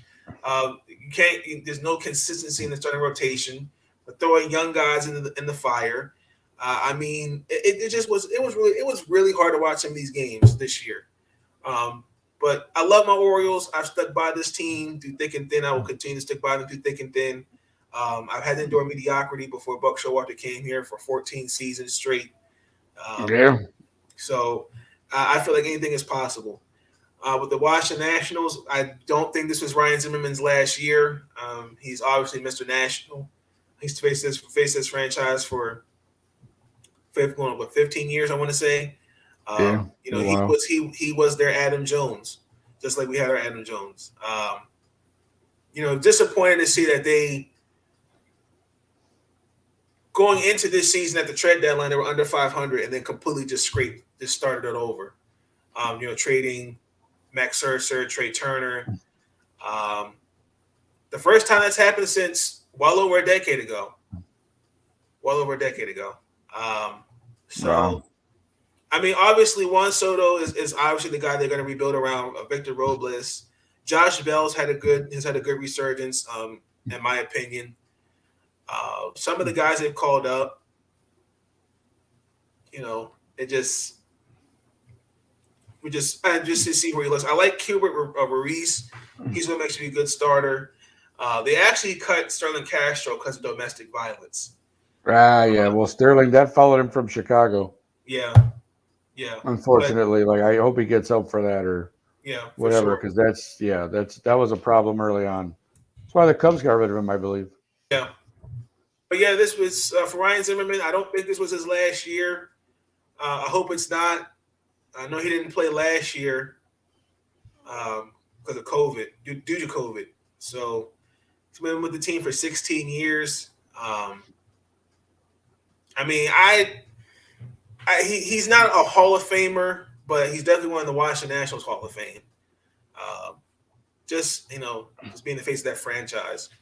So, but they finished the year 65-97. It's actually a shame, Nick, when the Pittsburgh Pirates actually had better record than the Orioles. Oh, the Pittsburgh Pirates. They're another story for another day. Yes, but you go ahead and talk about your White Sox. What did you like? What did you didn't like? And then we're going to get into the awards. Thank you. I had high hopes for my White Sox coming into this year after last year. A shortened season. We did make the playoffs. We lost to the A's. Fine, those things happen. But I felt like coming into this year, we had a legit shot with the pitching we had, with the hitting we had, and then early on, we lost Robert and Jimenez to injury. And so a lot of people are like, oh, well, those are your two big bats. Now what are you going to do? Well, to the credit of the White Sox and, again, manager Tony La Russa and the gang, guys filled in here and there. You got hits from everywhere all of a sudden. Moncada had a good year.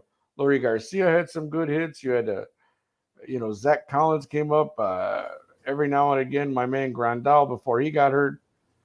So we managed to fill holes until those. And then when those guys came back, forget it, the floodgates opened. Our offense is clicking right now on a rate that's like, I'll put us up against anybody. Like I just think that when you have a lineup that starts with Tim Anderson, and then you go down the line, Leury Garcia, Jose Abreu, Eloy Jimenez, Luis Robert, Yasmani Grandal. No. Dude, that's murderer's row, bro. Like, that's no joke. That's 6 guys right there.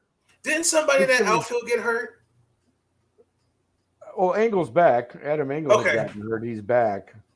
But again, but I think the big story for the White Sox, the hitting we knew was going to be there. I'm very happy with how the pitching turned out. Yes. Because at the beginning of the year, you didn't know Carlos Rodon was going to have the year or have the year that he had. Yep. Giolito was pretty solid for the most part this year, which is what we expected. Dallas Keuchel, unfortunately, didn't pitch as good as we would have liked. But Lance Lynn for a long, for a good part of the year was a Cy Young candidate. And Dylan Cease came on, which is a great thing for us going into, right. So for us, our pitching, is it as good as 2005 when we won the World Series? You had Frank Thomas, Joe Creedy. Well, remember, Thomas got hurt. Thomas actually didn't play in that World Series. Well, I'm talking about who was on that roster. Konerko. Creedy, Konerko, my guy in center field. I could see his face. Was it Aaron Rowland? Aaron Rowland, thank you. Przinsky, the pitching of Freddie Garcia. El Duque Hernandez, Orlando Hernandez. Orlando Hernandez, El Duque. Like it was just amazing. But the pitching, I think, is what's going to carry us, to be honest with you. I honestly think, there goes that Tony running out there. Tony, where are you going? Come on, Tony, relax. Now, if you don't mind me asking, do you think he overreacted with that? Maybe slightly, but again, early on, and I'm sure you'll remember this, Nate. Early on in the season, Tony was heavily criticized for moves that he made. Like people were like, okay, old man, go to sleep, get out of the game. It's passed you by, yada, right? No, and even I was a little skeptical. Seriously, like, let's just be honest.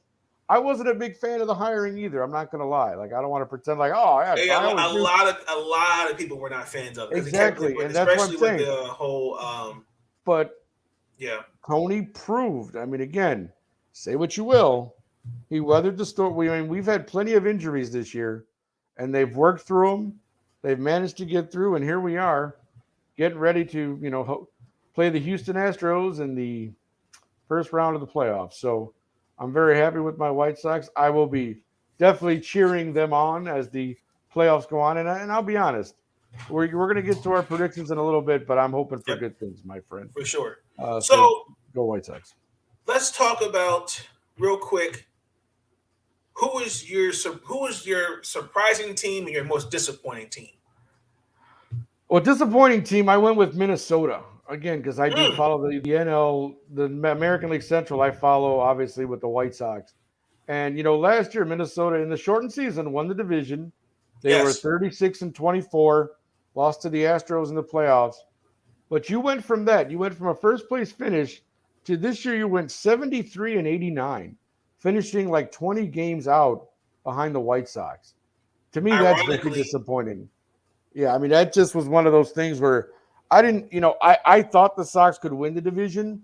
I thought Minnesota would have been right there with them. And they totally Cleveland's weren't. Not there yet. Cleveland's kind of like an up and comer again, and Kansas City is Kansas City, and Detroit is Detroit, man. I'm sorry, they're not good. But you thought Minnesota would be better, and for them to really finish 16 games under, and that far out of first place, man, that to me. Extremely disappointing. Do you see Byron Buxton leaving? Because I cannot see this same team together next season. I can't. Well, yeah, you have to make changes. You can't go 73-89. You know what I mean? And not expect for something to happen. Especially again the year before, you're first place in the playoffs, and now you go to last place in your division in 1 year. I agree. Something's got to give, right? Somebody's got to be held accountable for that. Something. So it's very possible that it is Buxton.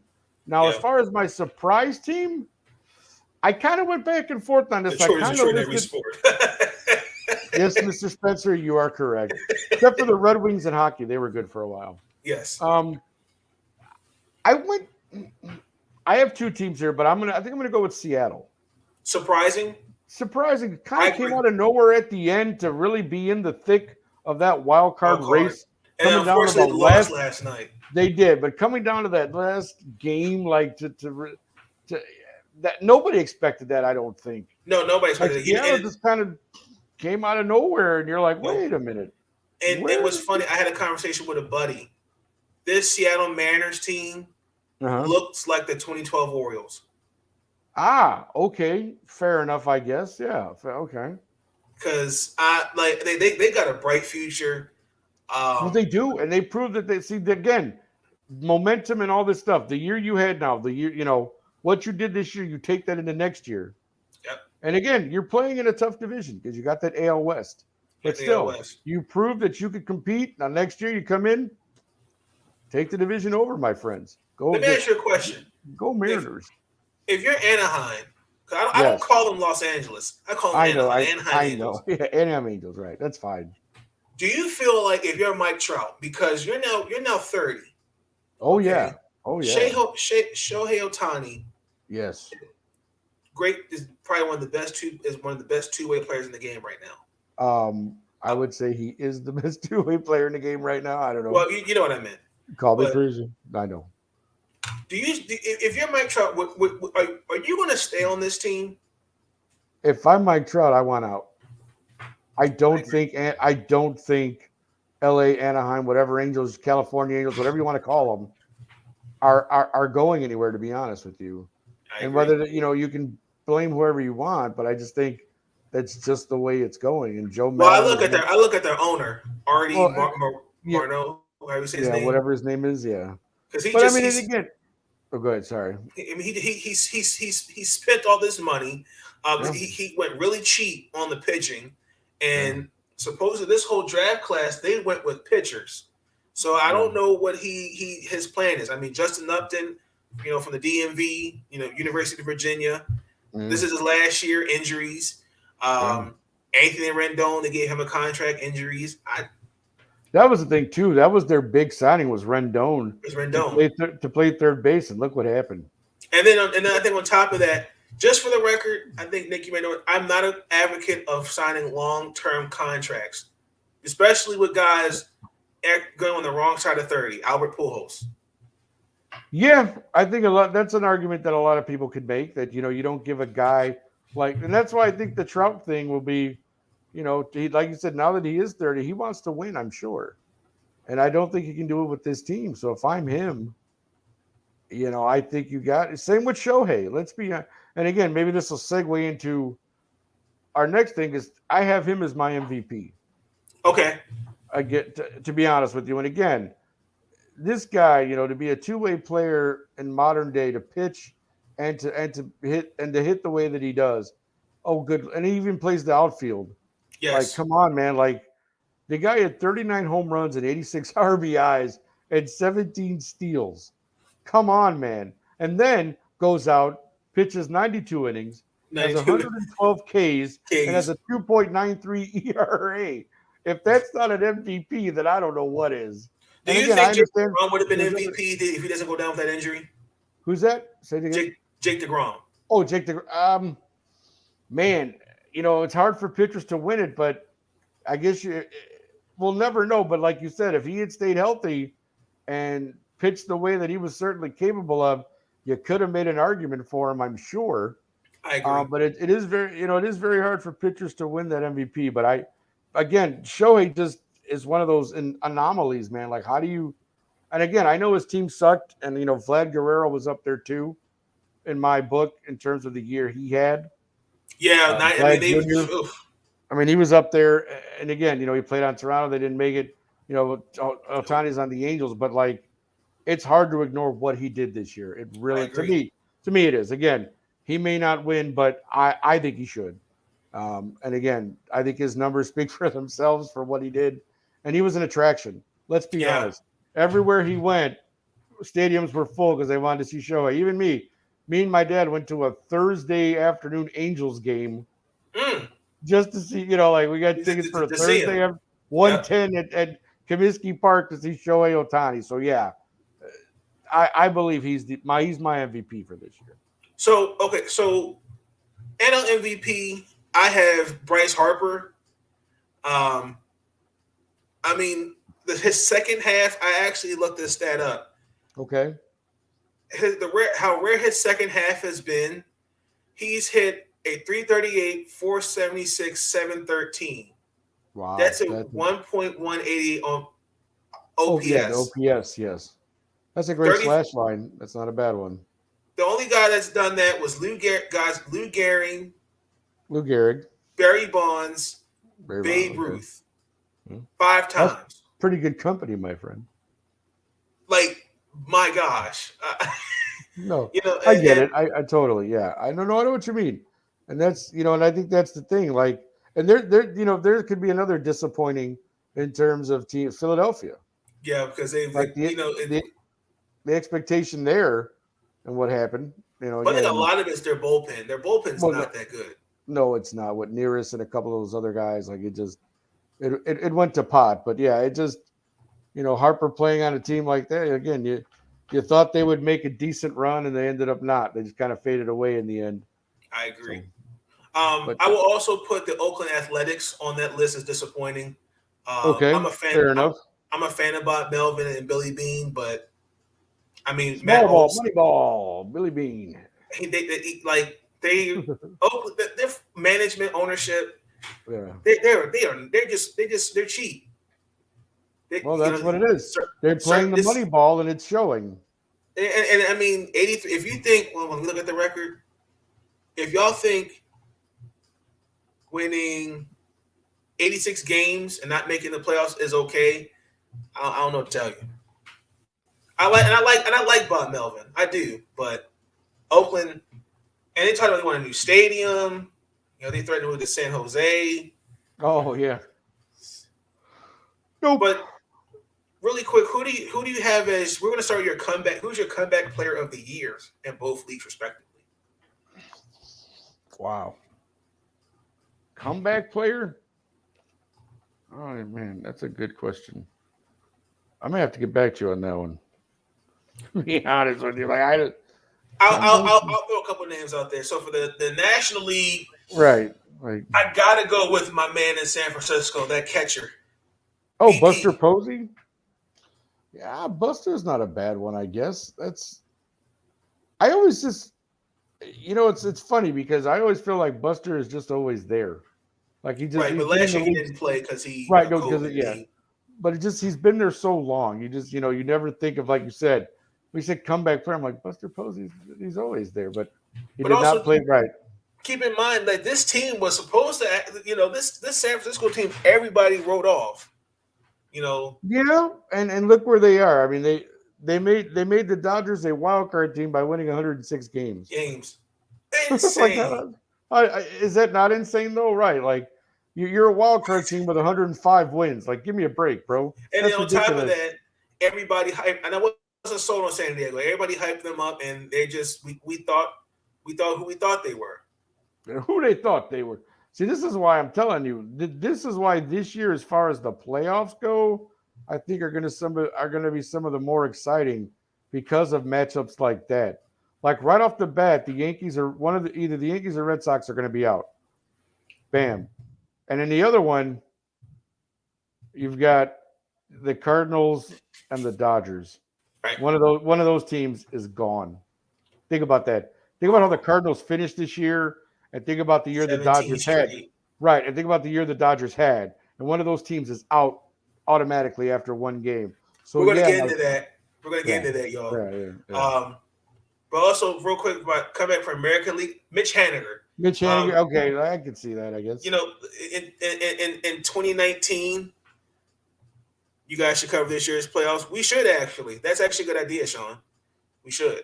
Hey, Sean had a good idea. Look at that. He ruptured his testicle. What did he injure? Yeah, what was his injury?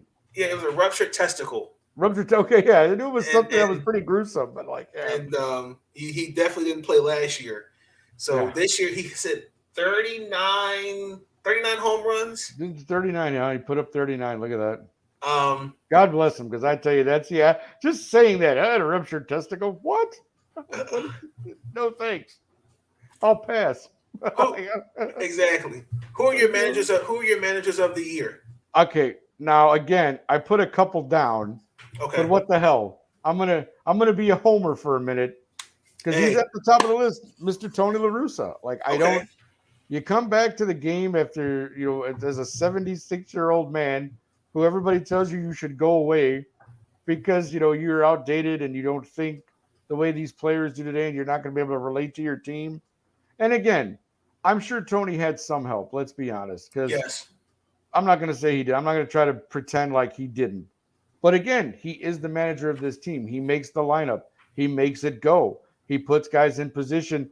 He's been good with the bullpen. He's been good with the pitchers. Absolutely, I agree. Ethan Katz as well. The pitching coach has done a great job this year.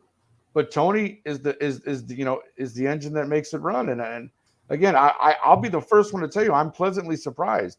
I'll reiterate, I was not for the hiring. I didn't think it was a great idea, but he made it work, and look where we are. I agree. So it's hard. Again, Kevin Cash is another one. Tampa Bay. Yeah, he's on my list too. The year they had, you can't argue with Kevin Cash. If he wins, again, they got Robbie Ray, a Cy Young candidate. They're pitching lights out. I mean, Tampa Bay is a favorite, I know, to make the World Series. Yep.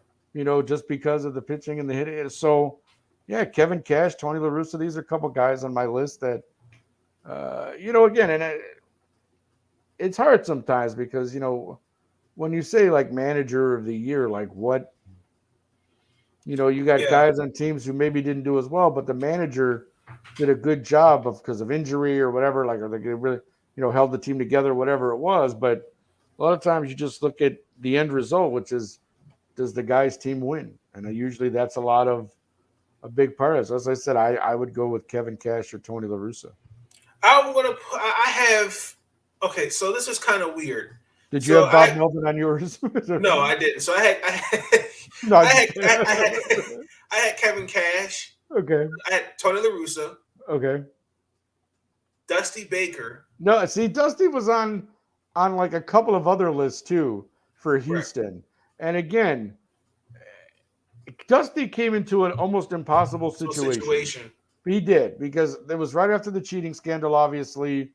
And so even though Dusty had nothing to do with that, you're going to be associated with that because people are still calling you cheaters 3 years later. I agree. So for Dusty, you're right. Like in the sense of for what he – but see, here's the thing, though. And I know people may argue that Dusty Baker is a great manager, and you can fight me on that one. This is a guy who's taken 5 different teams to the playoffs. I mean, he has a winning record. This guy is a great manager. Yes. Has he won the big one? Not often. Not often. Never.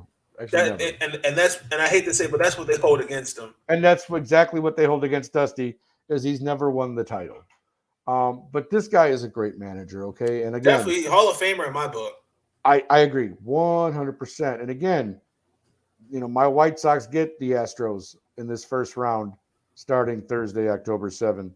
Be there. Some of those teams, because some of them teams he met, like I just the only thing is that we can get some consideration for the manager in Seattle, but no, because nobody had the managers making the playoffs. I mean, what's the guy Carlos? Who's the guy in Toronto?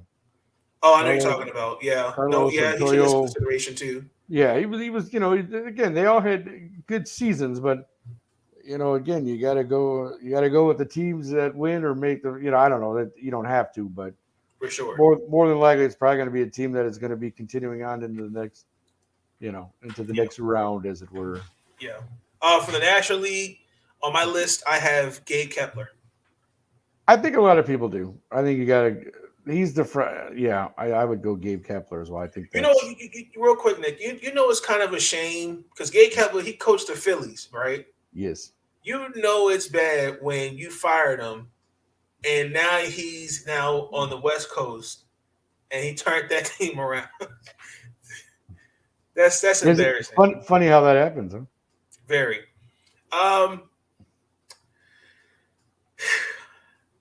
Rookie of the year. Okay. I'm going to be a homer like you.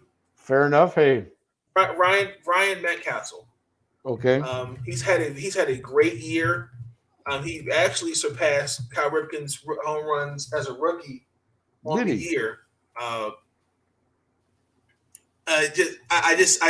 see something special with this kid. Okay. I cannot sneeze. Coming into this, I think going into 2018 he was the third best prospect in the across the league. I know they're going to probably give it to Wander, but his power. I mean, I can't sneeze at what Ryan Metcalf's done. I mean, he's 144 games. He slashed 255, 309, and 487. Okay. And he leads the league in home runs as a rookie with 33. So he had 33. Okay. Yeah. I can't sneeze at that if you're a voter. That Wander, they're going to give it to him because he's led batting average with rookies. So see, what do you think of a Rosario? Just given that he's on Tampa and he's going to continue on. Again, maybe not as great numbers as these other two guys. Right. But he had a solid year as a rookie. Yeah. 274, 20 homers, 69 RBIs, 20 stolen bases, 94 runs. Again, I just, you know. But are we taking into account that Wander started off kind of slow? Yeah, I think that's probably part of it. Sure. Okay. I mean, that, again, I know what you're saying because, you know, all of a sudden the guy can start off slow, but then he comes on like gangbusters and still finishes the year with great numbers. But I don't know. Again, we'll see. Again, these things obviously are subjective, and you kind of. What about? I'm curious for your National League. Who is your National League guy? Big Trevor Rogers. Oh, in Miami. Big Trev. Okay. All right. The Marlins, you know, I'm gonna let it go. They made the playoffs before the Orioles did. You guys, y'all don't know about that Marlin curse. Y'all don't know. No. I watched it beat the Cubs in 2003. Is that the Marlin curse? I believe they won the World Series that year as well, my friend. Yep, they did. There you go. So, there you go. He leads. He has his ERA is the lowest amongst all rookies right here. Again, he's going into a system where I think the Marlins have got a good young core.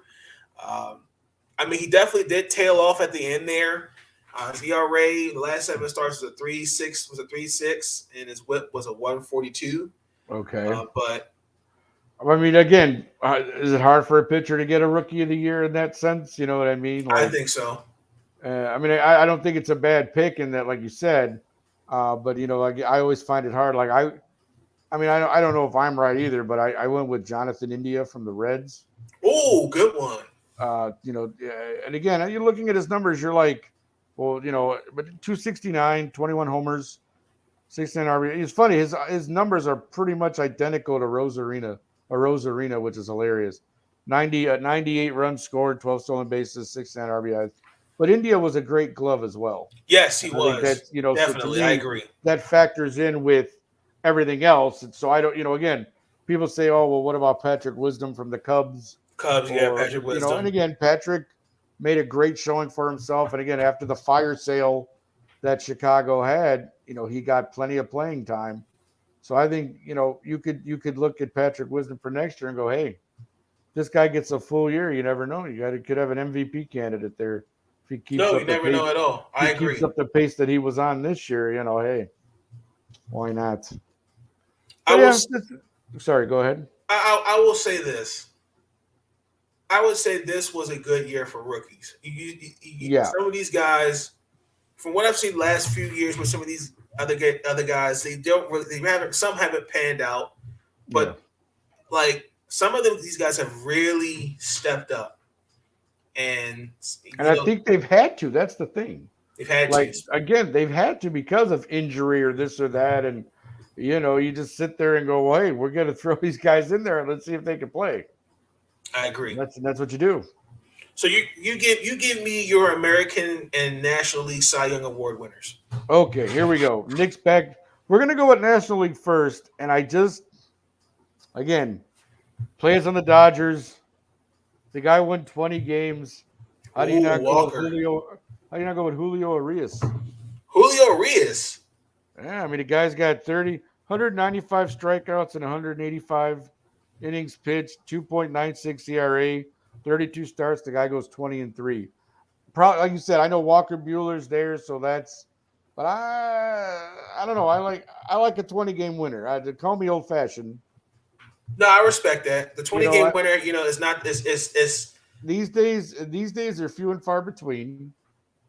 And again, that's in 32 starts. So he's basically got 9 no decisions because he was 20-3.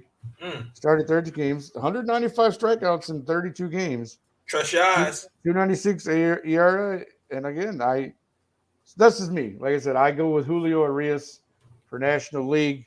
I agree with that. For the American League, here we go. Here's where Nick gets pummeled by the critics. Uh-oh. I'm going with a reliever, and I think you know where I'm going when I say this.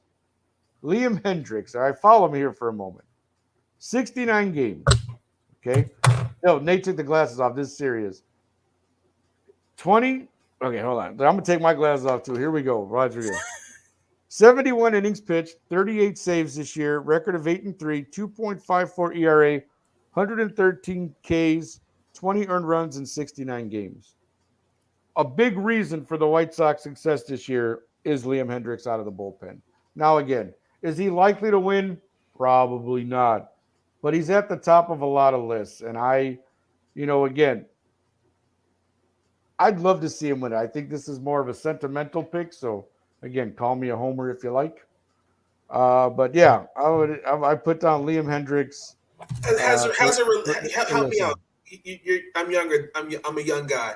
Yes, you are. Has any reliever won Cy Young?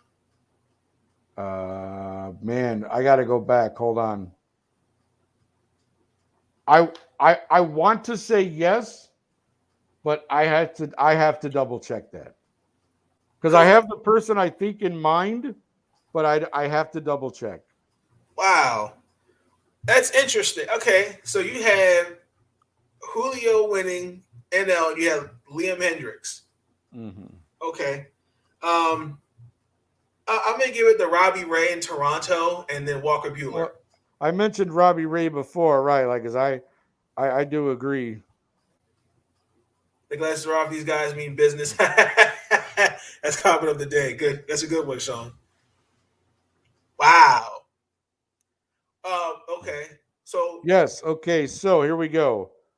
Mike Marshall in 1974 was the first reliever to win the Cy Young Award after a record 106 games, 15-12 record, 21 saves, and 208 innings pitched. wow. So, but again, that's 1974. All right, let's see. Well, oh no, okay. Raleigh Fingers for the Brewers. Raleigh Fingers. Bruce Sutter for the Cubs. So Okay, I Bruce knew Sutter. Willie Hernandez for the Tigers, right? Yeah, Dennis Eckersley for the A's. Right, is that? Yeah, he did. Look, Trevor Hoffman, Mariner. yeah. Mariano See, Rivera I on knew that? there had been. Steve Bedrosian for the Phillies. Wow, we're really getting into Wow. this. Okay. Sparky Lyle for the Yankees. Mike Marshall for the Dodgers. Yeah. So Ron Dibble's not on that list. Rob Dibble is not he was a nut job, but yeah, Rob Dibble is not on that list. But yeah, Dibble came from Chicago, man. That guy was a nut. Rob Dibble, yeah, he was something else. Good old Rob. See, so it's not unprecedented for a reliever to win Cy Young. Just saying. But yeah, Dibble was a nut job. He pitched for the White Sox, man. That guy was nuts. Look, I love Rob Dibble. We're going to transition real quick into the prediction of games. I'm going to actually let me put this in here. It's a new segment. I'm going to bring to Nate's got a new segment. All right. Bring to the Well, table. I'm proud to be part of the new segment. Then I guess. Yes. Oh, you guarantee, huh? Guarantee.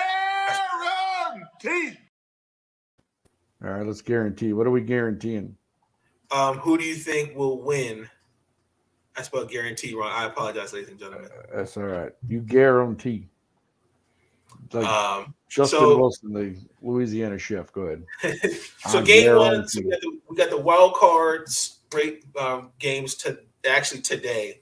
Yes. We got those Red Sox versus those Yankees. Who you got, Sean?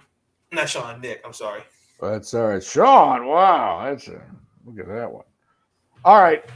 Here we go. And this is as much as this pains me, Mr. Nate, I got to go with the Yankees over the Red Sox. I don't want to do it. I don't want to see it happen. It's the lesser of two evils for me.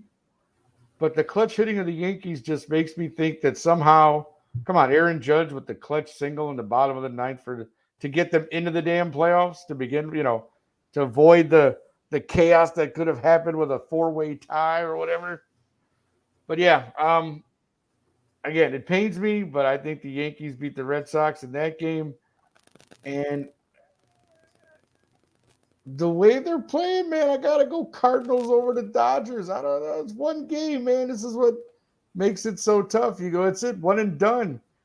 And how big of a, would that be to win 105 games in a season and have your season end after a one-game playoff? because you finished as the wild card with 105 wins. I agree. But they're going to get Wainwright in that game. The Yes. Dodgers. So to me, man, I got to go with the Cardinals in that game. So you're going with the Yankees and the Cardinals. Is that a guarantee? With Wainwright, I almost want to say 100%. Like slap your mama, it's good. No, no other. Don't need to mess around. But I got to go with the Cardinals, man. Okay. And Wainwright, I got to ride with them. And then I'm gonna ride again, with as much as I don't want to, the Yankees and just the clutch hitting, man. The lineup is stacked. I don't want to do it, but I have to. I have an upset. Okay, I like upsets. What you got? The Boston Red Sox are going to beat the Yankees, and I hope you're right. In some way, I hope you're right.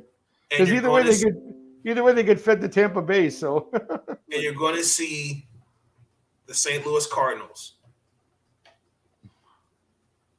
eliminate the Los Angeles Dodgers. Guaranteed. I think so too, my friend. That's why I said that. And that, when you look at let's say the Cardinals do win. So now you're looking at Giants Cardinals, which that could end up being a great series. Yes. And Milwaukee and help me out here. Why am I drawing a blank? Atlanta versus Milwaukee. Atlanta, right? The Braves. Now here's the thing: Milwaukee should win that series.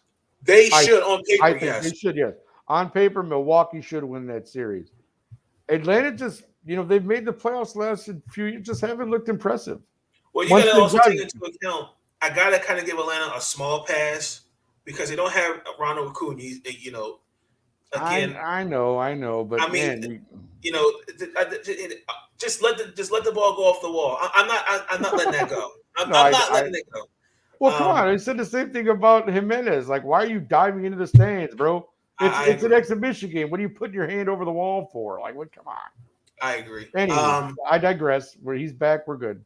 Yeah. The Brewers, they have. Well, the only thing I'll say about this, the loss of Devin Williams. For those of that know, he fractured his hand. That was crazy. Why would you do that? That actually hurt. So now you got to readjust and you got to figure out, okay, well, because other than Josh Hader, he's your second best reliever. Right. You lost a reliever to this nonsense. Yeah. So, Corbin. But you have a Cy Young kid, but Corbin, you have a Cy Young candidate there in Milwaukee. They got the pieces. You just got to see how this looks. Atlanta, I can't sleep on Max for Reed. Okay. I don't hate Atlanta, but they don't inspire me. And again, I'm going on history here. They haven't made a strong showing, so until they do, I'm like, Milwaukee. But also, you got to give it to young guys. The young guys have stepped up. Austin Riley, he's looked really good. Freddie Freeman's Freddie Freeman. The outfield cast that they've gotten, they've stepped up. But like you said, we got to see how that looks. Yeah, so, I'll just put it that way. I don't trust Atlanta. Let's see what they show us, but I don't trust Atlanta. Again, here's the thing. Like, is it impossible to think the Giants could lose? Having won 106 games. Let's say they get that hot Cardinal team coming in there. Okay, Cardinals win. They play the Giants. Like, come on, man. In a 7-game series? I want to see it. That's tough. Oh, I do too. I think it'll be a great series, but that's what I'm saying, man. Like, you could have the think about this. The Cardinals could eliminate the Dodgers with 105 wins, and then the Giants with 106 wins. Yeah. It's like, what? So for a team that a month and a half ago wasn't even in the playoff race. No, they weren't. I agree. So, hello. Yeah. But let me ask you this, though, because you guys play Houston. Yes, we do. What are the keys do you think Chicago has to do to win this series? I actually have you guys winning in 5. Pitching is going to be the big one. And again, pitching can win you a championship. And I think the hitting's there. I know we can hit, and I know we can hit Houston. That doesn't bother me at all. It's the pitching's got to hold up. And again, if I'm looking at our rotation to set up for, and this is in no particular order. These are just the 4 guys that I would probably start if I had to. You know, you go Giolito, you go Lance Lynn, you go Carlos Rodon, and you go Dylan Cease. Keuchel, you can't trust. You know, he's a little shaky. You know, this year, and I think if I'm picking the starters for this You go with a series, 4-man rotation. yeah, and I put Keuchel maybe squeezes in to the You should put him in bullpen. the bullpen. Okay. Yeah, I mean, long relief with Ronaldo Lopez because Lopez has had some starts this year and he's been pitching well the second half of the season. Sure. So I mean, yeah, like I think the Sox pitch. I mean, again, Liam Hendricks, my Cy Young candidate, but Do you think they'll pull the what Cleveland did in the closer- World Series against Chicago a few years ago, where they'll have a guy start 4? You guys start like 4 or 5 innings, and then bring your reliever and take it from there. Well, that's the thing. Okay, the Sox have the luxury of being able to do that, though. Again, that's where the long relief of Lopez, who has started, and Keuchel could be very useful.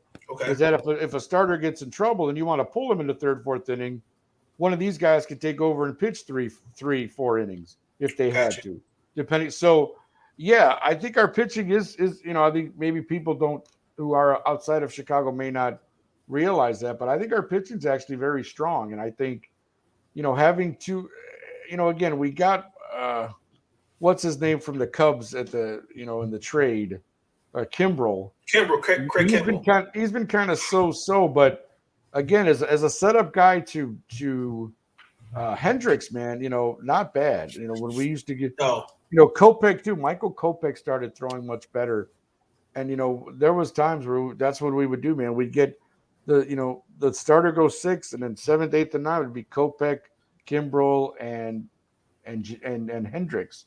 Okay. So, I mean, I think the pitching's there for us, and I know the hitting is. So I think we can beat Houston. And again, I'm going to be honest with you. Come on, be confident. No. I mean, I'm saying people, because again, people are like, you're a homer. But I think the Sox. I mean, obviously, I hope they win the World. I hope they go to the World Series and win it. But I think they have a legit shot to get there and win it. They really do. Right. And the pitching will carry them. I think that will be the big. I mean, again, the hitting is there. Again, that lineup is stacked with, again, I know, live by the homer, die by the homer, but, Tim Anderson is a spark plug. You got a leadoff guy who can hit home runs, he can steal bases. Tim gets on and the guys behind him, whatever. Abreu's a good hitter. Sure, he's got power. Jimenez and Robert both have power. Grandal, same thing. If he doesn't hit a home run, he walks. If he doesn't walk, he strikes out.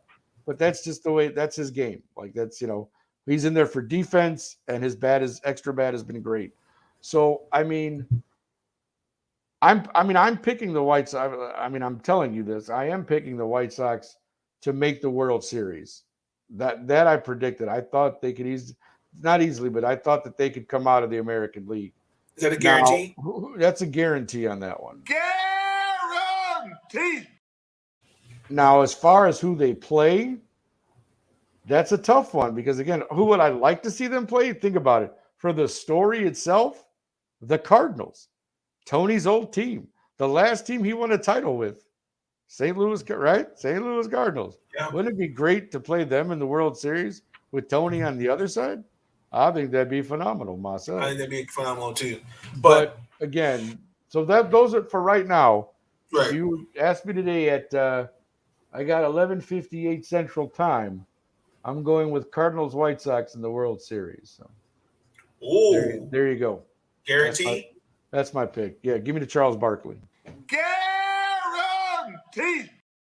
And there it is. And there you have it, folks. So That's probably because I'm sleep deprived. No, well, Nick, let's do this because we really don't. We got to really figure out because these 2 wild card games are going to be fire. they are though. I think they're going to be great, man. I'm telling you. I like good baseball in October. So what we should do? Let's collab. Let's get our schedules together, okay. and we're gonna let's break down the division series. Okay. Take it from there. I think that'd be a good episode. Okay. For us to do because I Right. think whoever, because if I'm saying this right, so whoever beats Whoever wins faces Tampa. Yes, the wild card winner in the American League faces Tampa, and the winner in the National League faces the Giants. So I think whoever wins those 2 games, that sets the tone for the playoffs, ladies and gentlemen. Oh, for sure. Absolutely. I agree. So, ladies and gentlemen, I want to give Nick Rosario much appreciated love. He stayed on with me for 2 hours. We talked football and baseball. I appreciate it, Nate. Thanks for having me on, man. This was great. Thank you for coming. Like I said, let's collab on another future episode. And we can, I like Sean said with the idea. Let's talk the playoffs with the baseball, and I'd be up for that. That sounds like fun. Yep. So, well, my people will get in touch with your people. Okay, we'll do that. Your agent calls my agent. We'll do the whole thing. Right there we go. Yep. Sounds good, my friend. Yep. Ladies and gentlemen, Nick Rosario, great job. Thank you, Sean. Appreciate it. Thank you, Sean, for listening to us for the last 2 hours. 2 hours here. It's MVP. awesome. We appreciate that. Sean Spencer. Sean Spencer, baby. Shout out to Sean Spencer. One half of that dynamic duo that is Let's Talk Football, right? Yep. You got to get the whole introduction in there. The whole introduction. There it is. Exactly. Nick, thank you. Appreciate you. You're welcome, my friend. Thank you, sir. Appreciate you.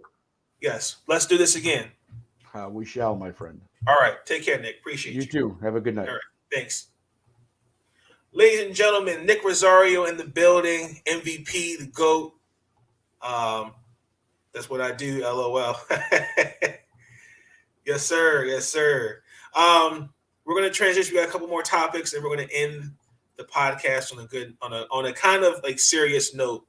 The NBA, preseason has started. Couple things.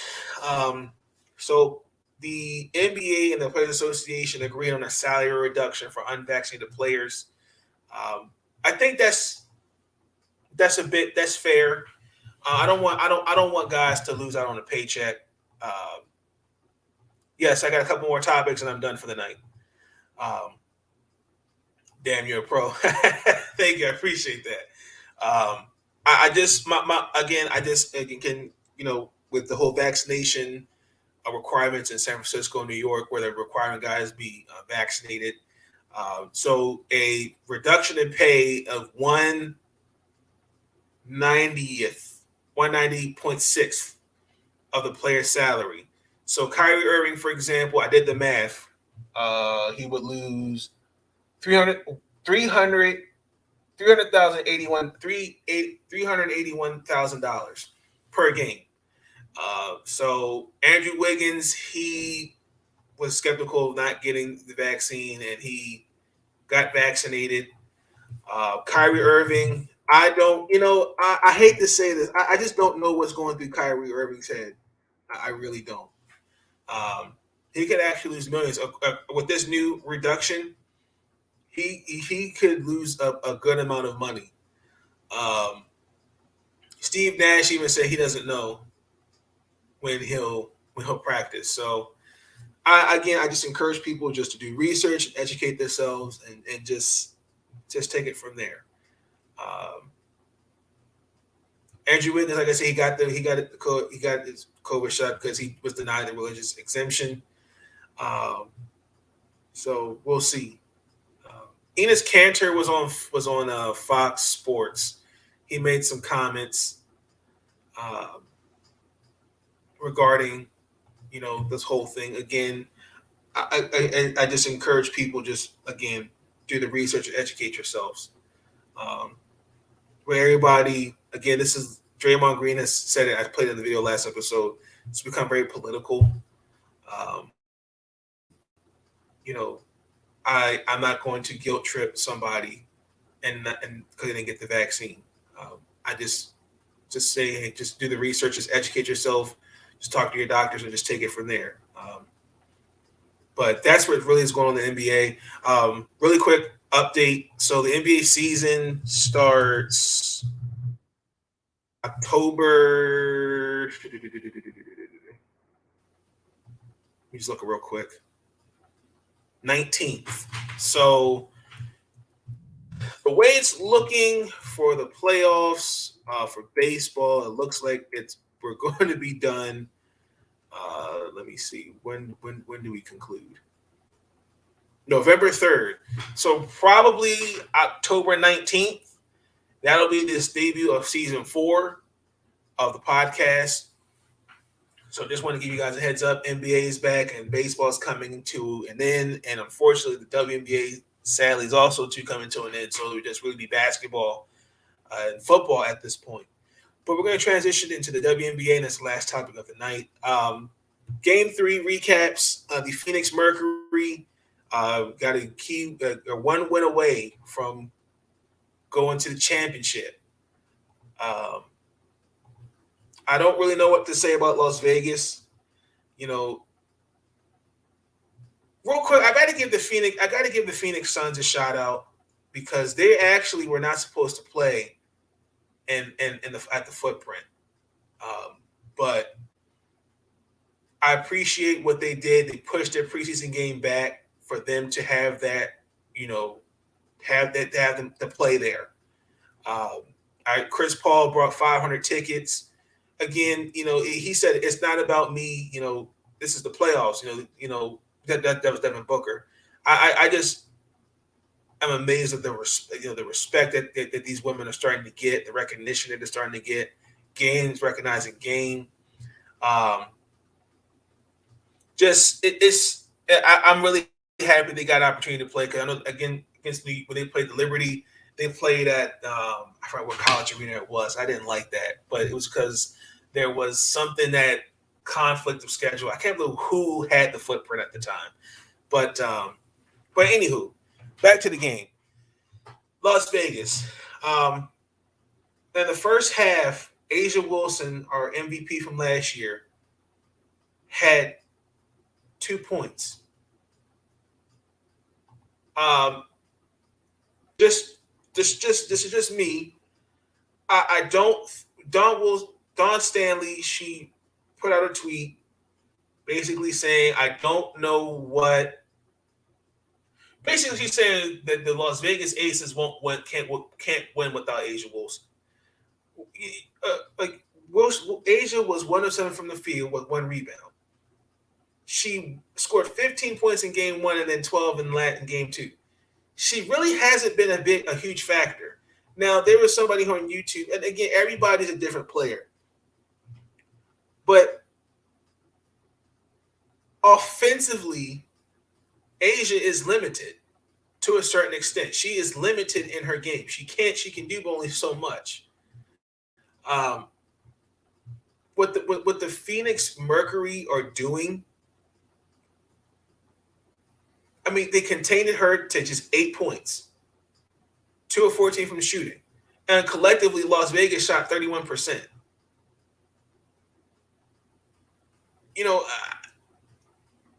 I don't really see what I feel like it's adjustments that Bill Laimbeer has to make in order to keep this team alive. I do. I'm looking at particularly Liz Cambage. I know she's coming off a bout of COVID. She had 13 points. She's just not in basketball shape right now. It just seems like the energy that Las Vegas has, it's not there. After last game when Diana Taurasi had 37 points in 25 minutes. That's just unreal. I just like the energy just is just not there. I mean, defensively, they allowed Phoenix to shoot 44% from the field. And then also out-rebounded. Phoenix had 58 rebounds. I mean, Bill Laimbeer's got to make the adjustments. Got to get the adjustments. I just feel like if they don't make the adjustments in this game, that's an issue. That is truly an issue if you are Las Vegas, because this team on paper is top 3, top 4, in my opinion, easily. And these last 2 games, that's very disappointing. Brianna Turner, say what you want. I mean, she knows her role. She knows her role. I mean, she had 23 points. They're doing it all. I mean,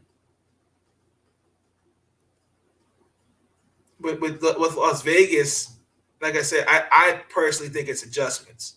This has nothing to do with everybody is not a 3-point shooter. People can say they want. Oh, it's whose team is it? Is it Asia's team or is it Liz's team? It's Asia Wilson's team. Asia Wilson takes this team as far as she can take it. Plain and simple. They just have to just make the adjustments. And it's easy. But, it's instead of not just Asia Wilson, Chelsea Gray, she did not have a good game either. They gotta play better. It's it. I mean, collectively, 31, like I said, 31% from the field. That's coaching. And Bill Lambier, as great as a coach that he is, he's got to make the adjustments. He's got to make the adjustments. So I think Las Vegas will win that game. I do. I do. The Chicago Sky defeated the Connecticut Sun. I'm hurt. Where do I start? I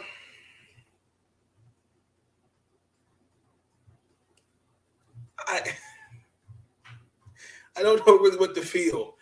Once again, man, Kalia Copper, her energy, man, it just 26 points. I mean, again, their transition offense as a unit, it's just crazy. Their ability to finish, there's just no words. I mean, Connecticut had a 1-point lead under 4 minutes, and again, just mistakes, I mean, they turned the ball over. I think with Jasmine Thomas, she had an and one, pushed lead to 4. Then another turnover. That was 16 in the game. They had 16 turnovers and they had 4 in the fourth quarter. I'm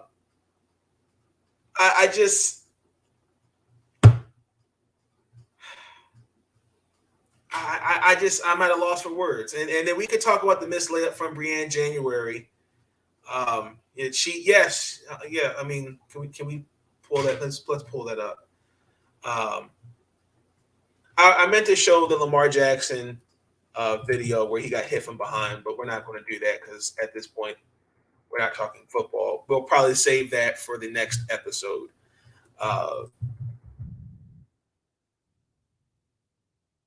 So you're going to show me the video. If I can't find it, it's okay.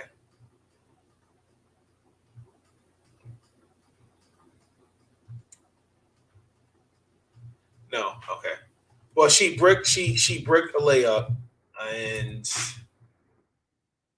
it didn't look good. It was kind of embarrassing, to be quite honest with you. I'm starting to eat my words a little bit. But what else did I take away? There was a call in the fourth quarter. The fourth quarter. Courtney Vandersloot took a charge, and Alyssa Thomas is to me I consider her a slasher. And then after that, Chicago on a 7-0 run. Azora Stevens had 11 rebounds. She had 7 points in the second quarter. What else happened? I mean,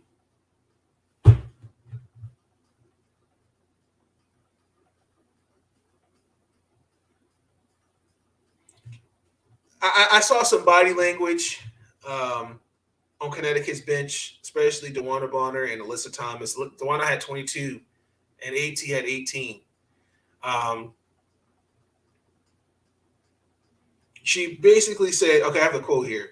Brienne's going to have that same breakaway layup in game 4. I guarantee she's going to put it in. We all believe her in the locker room, pounding her fist on the table. That's not why we lost. She's going to have the exact same shot. Mark my words. We're going to put it in simple as that.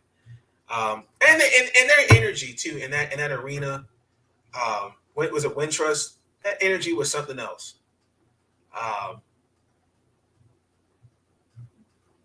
I'm just really Connecticut kind of let another one slip away. And again, I'm looking at the MVP. You got to give me more than 10 points. You just have to. That can't happen. And you got to close games out better. I'm holding out hope. I still believe that Connecticut will come back and win the series. But when you're missing chances, that can't happen. It really can't happen. But let me real quick. I'm gonna play the DeWanna Bonner video, and we're gonna get into the last topic. Actually, good. Excuse me. This is good timing, actually.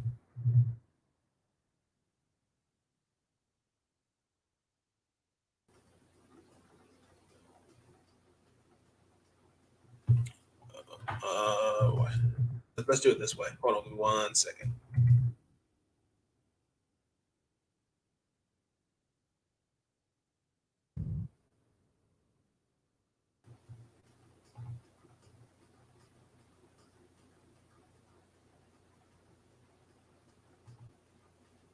Okay, so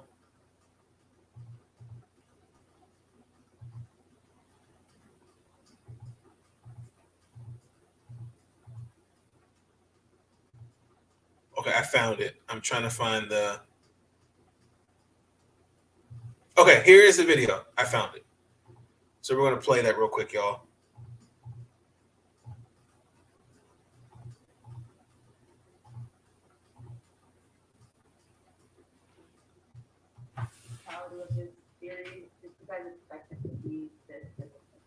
And again, I have all the confidence in Brianne January. It happens. I've seen Brandon Knight missed the layup, but I mean, she's going to. I mean, it happens. We're not going to get on her about that. We're not. We're not going to bash her for that. That's not right. Yeah, I feel like it's been that way all series at our place too. Both teams won it bad. They won it, we won it. So it's kind of they're a little bit more. They got to the loose balls tonight. They were a little more tougher than us when we needed down the stretch. So yeah, I just think it's going to be that way until the end of the series for sure. About it, I think that's when we'll talk about adjustments. But right now, we just.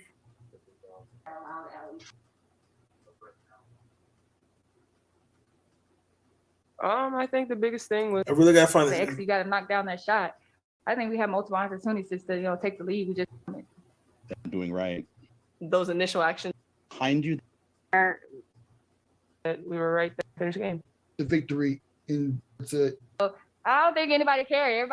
We're an equal team out there. Everybody put points in the victory.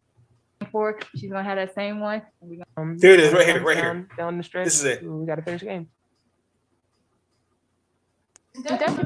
Breon's gonna have that same breakaway layup in game 4, and I guarantee you she's gonna put it in. And we all believe her in that locker room. That is not why we lost. So she's gonna have the exact same shot. Mark my word, and we're gonna put it in. Simple as that. Trust your eyes. Basketball all our lives, everybody missed layups, but trust me. On game 4, she's gonna have that same one, and we're gonna give it to her again. And she's gonna put it in. That's it.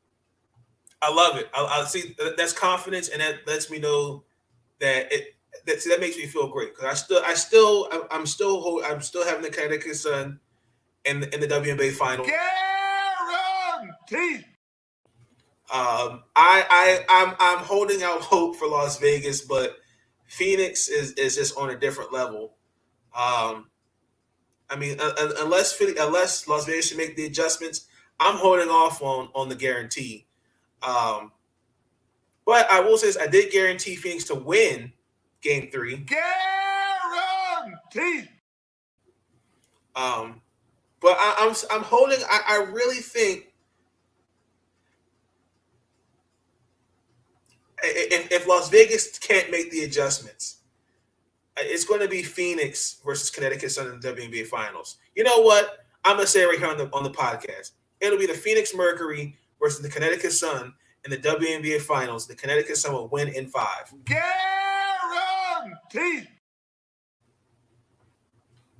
You heard it here first, ladies and gentlemen. Mark my words. So it was obviously great. It was great games. Unfortunately, again, when you're trying to watch that and football at the same time, your mind can get very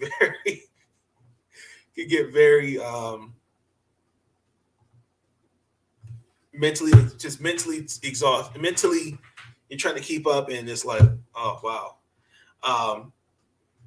Also, real quick, the WNBA is trying to work out the travel situation because, you know, these last couple years, you know, I said in the last video where the Connecticut Sun and the Chicago had to take multiple flights to Chicago. That makes absolutely no sense. Got to fix this transportation problem. Joe Tsai said here, I'm glad someone spoke up about it. Time we find a conservative solution to fix this problem. These best women's players in the world are taking 3 separate flights between playoff games so they don't get stuck in middle seats of commercial flights. League says you can't fly a charter because different owners have different financial circumstances. I'm working with Commissioner Eagleberg to find a charter sponsor. Conversation with airline CEOs are going well. They're ideally for equality for women athletes. Again, I think a lot of that starts with the CBA, the Players Association. Got to do better. There's no excuse that happens. I think that is one of the things. Until we can talk about expansion of teams in Miami or Canada, these are issues that have to be fixed, and we don't fix these issues, these little issues, it's going to be a problem. So last topic of the night, as I'm now 2 hours and 28 minutes into it, I think this is a really good to talk about. First and foremost, I have talked about this team quite a bit on this podcast.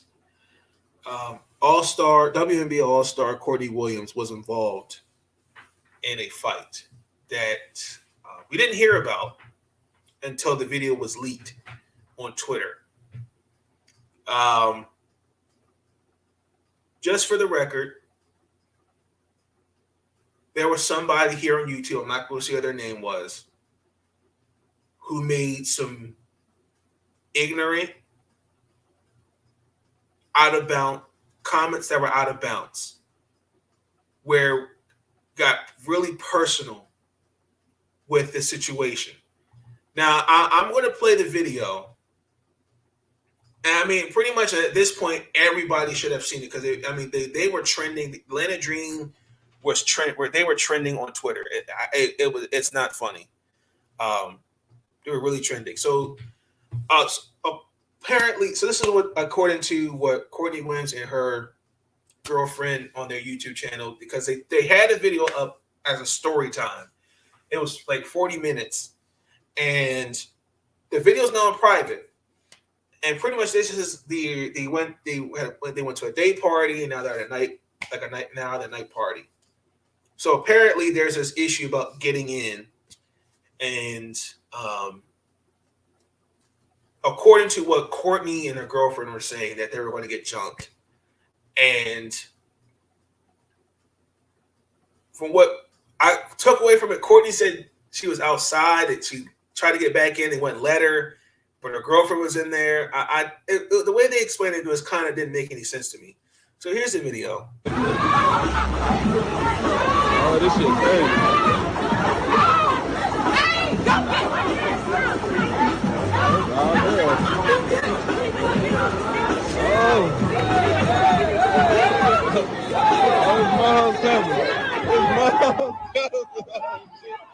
They beat the shit out of somebody over here in this corner. Jesus Christ.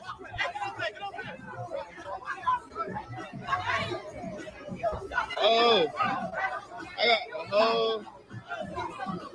Oh, damn, they still swinging on that bitch. Oh, no.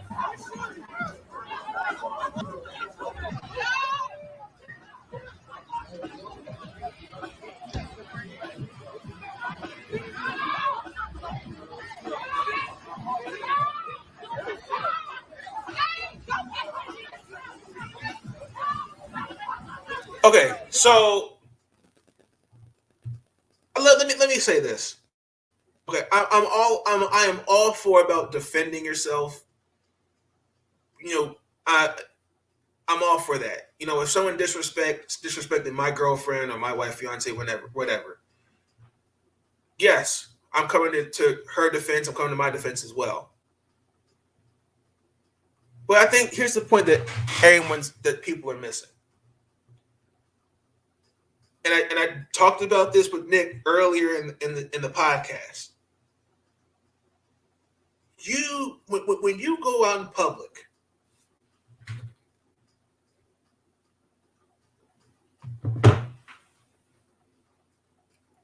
not only are you representing your brand, you're representing the league, you're representing the WNBA, and you can give your. We have to be smarter, ladies and gentlemen,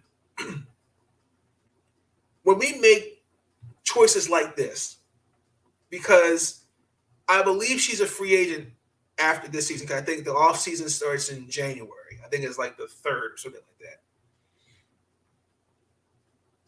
You're all and to make matters worse, you already are on a team that has won 5 games. A team that had their head coach leave to coach a collegiate team. The assistant coach, Nikki Cohen, left to go to Baylor. Your assistant coach, Mike Peterson, steps down due to health reasons, and Darius Taylor is your interim head coach. And on top of that, your GM was fired. And on top of that, not only you're dealing with the Kennedy Carter situation, which has been a complete mess this whole season. You know, it's funny because now the WNBA and the Atlanta Dream, according to statements that I read, they're investigating this. Now,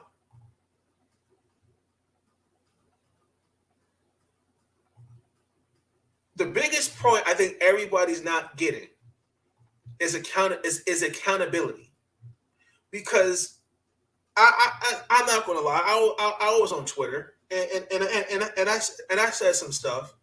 I said it was a complete double standard, because let me ask you a question.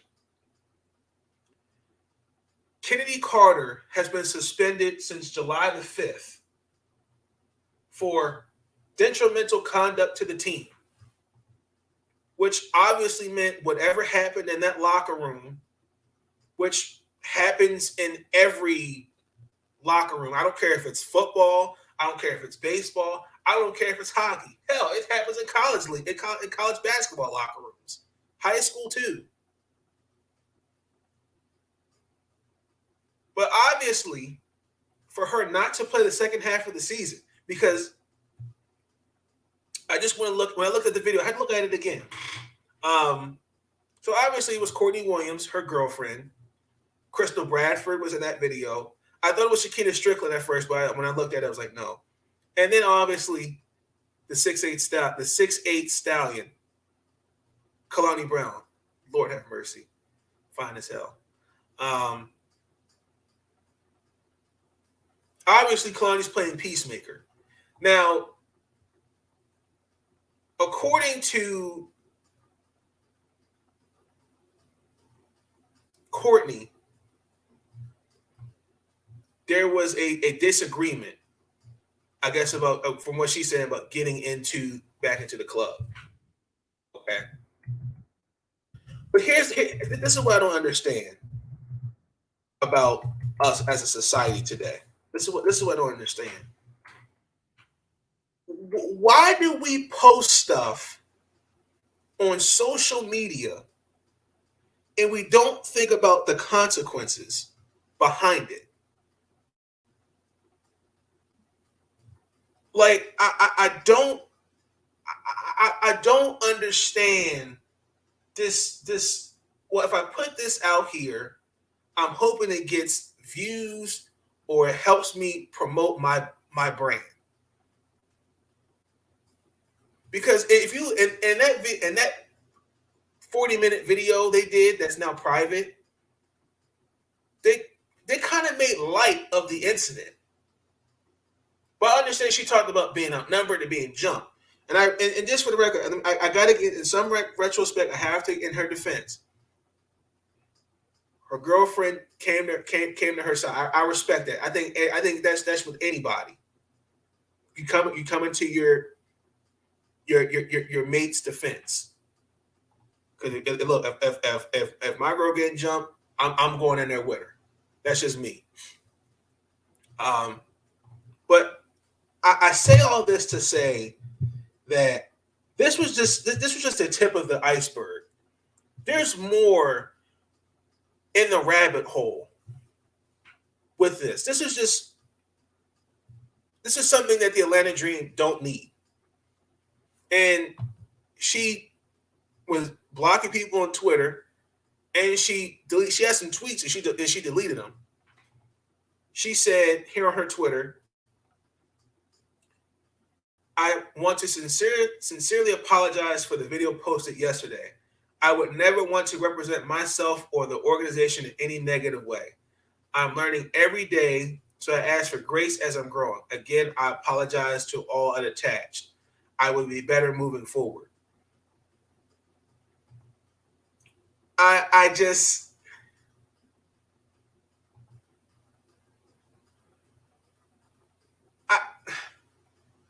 You posted the video, and to me, why would you do that? See, and again, it's not just about that. It's about the fact that what is the situation with Kennedy going to look? I'm listening with Kennedy, with Courtney, because here's the bigger picture. Here's the picture. Here's the thing that people are missing. Because in that YouTuber's video, I simply stated, I want to see if suspensions are going to be put up for next season, because somebody could have gotten hurt, charges could have been pressed, the police could have gotten involved, because she talked about how somebody was going to bring out a gun in the video, in that 40-minute video, how somebody was going to bring out a gun.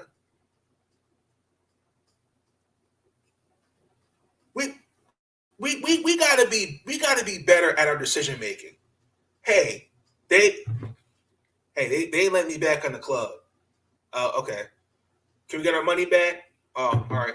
Let's find another club. Let's just find something else to do. Let's go out to eat. Let's go to dinner. I mean, we gotta think smarter, people. And then somebody in that video commented, said, "Oh, you sound white. Oh, it's just one fight. You act like it's the end of the world." It's not a good image for her or the team. And it doesn't need bad publicity right now. That's what people are missing about this situation. It's not rocket science, people. It's not. Now, I'm not going to go as far as that YouTuber who was talking about, the comments he was saying, ghetto, EBT, all that was just flat out ignorant. Listen, who you date is who you date. That's your business. Who you love, that's your business. I ain't gonna tell you what to do. Love is love. That's who you with. That's who you with. I didn't expect that YouTuber to get that personal in a 6-minute, almost a 7-minute video. Didn't talk about the fight, just took shots at Courtney Williams. Now,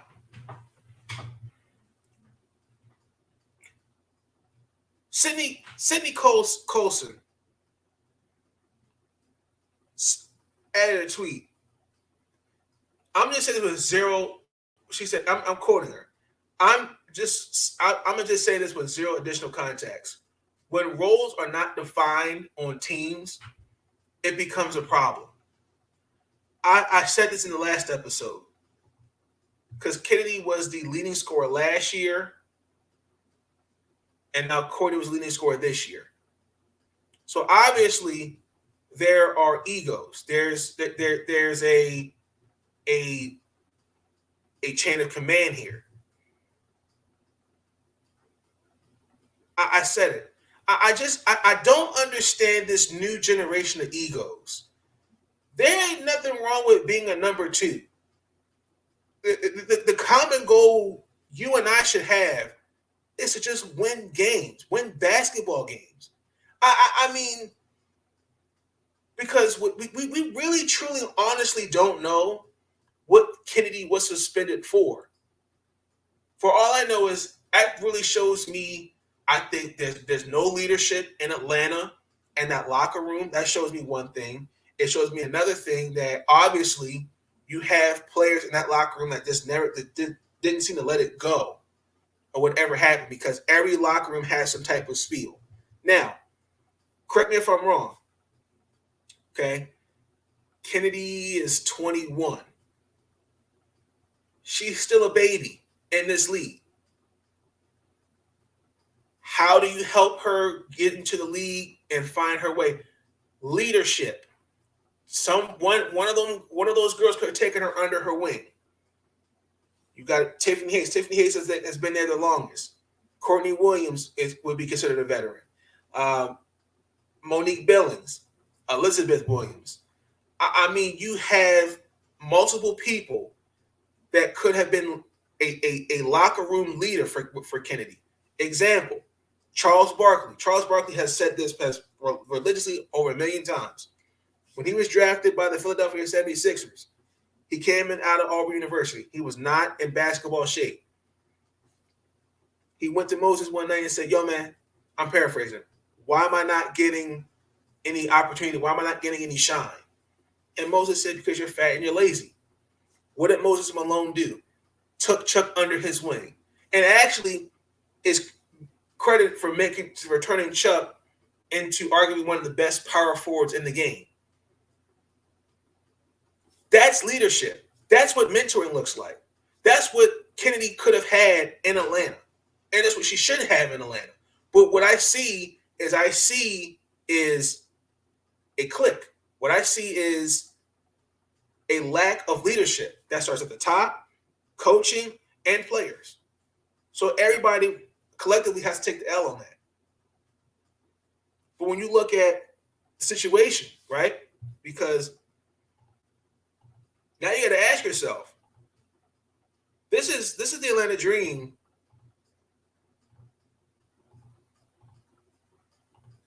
after this season. Kalani Brown was waived on May. I know it was early part of the season. I want to say it was like week 2 because she didn't get any minutes. She only played like 5 minutes, and then they cut her. Okay, so obviously Cheyenne Parker is out because she's pregnant. Tiffany Hayes next year is a free agent. Elizabeth Williams is a free agent. Courtney Williams is a free agent. Shakina Strickland's a free agent. Odyssey Sims, Monique Billings, Crystal Bradford. I mean, she probably will, I don't know. Candace Dupree, Blake Dietrich. So you only have left is Kennedy Carter, Ari McDonald, Tiana Hawkins, You have someone here by the name of Meti Kazoria and Cheyenne Parker. This is what the Atlanta Dream have to figure out. So you're already going into an off season where you have no GM. Now you have to look for a coach. You've now had this. Now you've had the locker room incident, and now you've got this off the court. The Atlanta Dream don't need any more egg on its face. And me personally, if because for some odd reason, I'm not saying I'm not going to go. I just find it weird. Teams that Courtney's been on, something's happened. When she was in Connecticut, her and Alex Bentley got into it. They gave Alex Bentley the book. Then supposedly, with Kennedy, rookies got to, with vets got to have respect for their vets. That's what, again, you as the vet, take her under your wing. Because remember, she was leading scorer on the team last year. And in a bubble where, I mean, when you're the 5th overall pick, there's going to be some high expectations. I've said it. I said it for the record. I've said it. She should not have been drafted by Atlanta. Arian McDonald should not be in Atlanta. That's just my personal opinion. But we got to be smarter with our decision making, because personally, I think some of her money may have gotten affected, and to a certain extent. I mean, she may get her money, but if you look at it face value, Atlanta may go, well, because I think Atlanta could possibly re-sign her, because at this point with Kennedy's situation, I don't see you can salvage that. I really don't. I don't see how, when you have, you had her, let me find that real quick.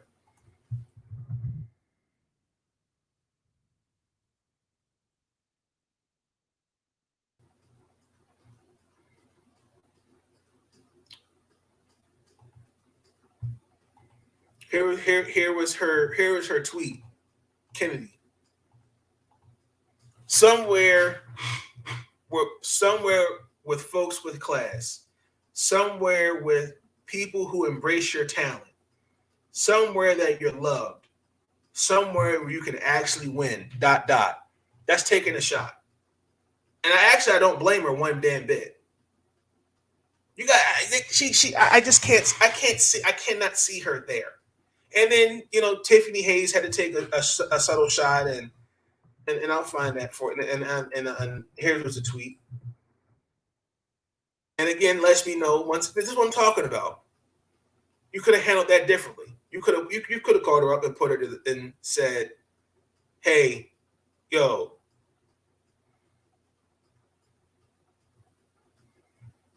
oh wait, she deleted it.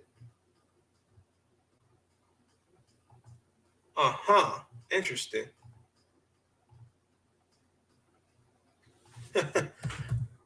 Very smart. But Nathan is even smarter.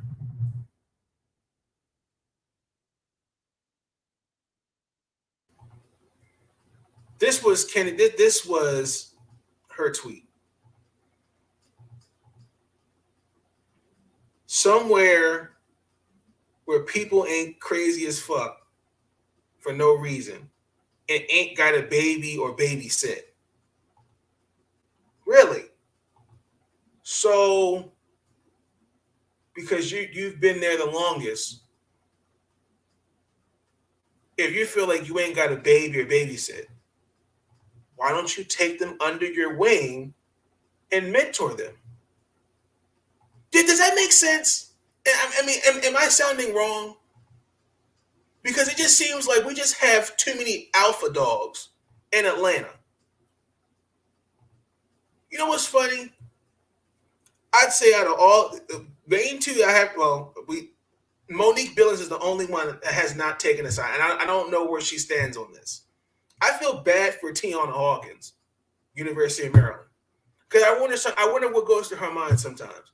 Damn, I really left Washington to be a part of this dysfunction.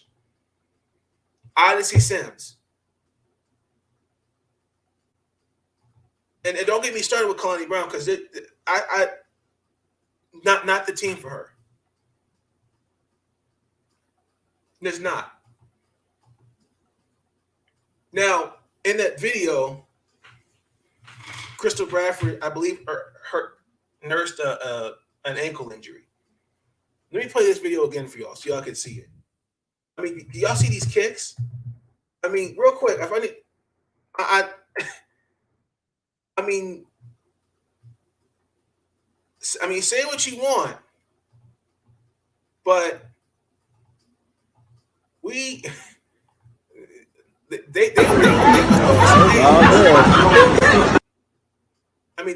they're throwing hands.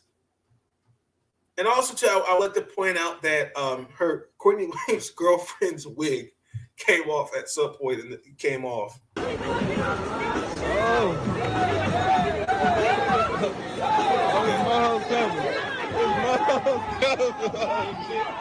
They beat the shit out of somebody over here in this corner. Jesus Christ.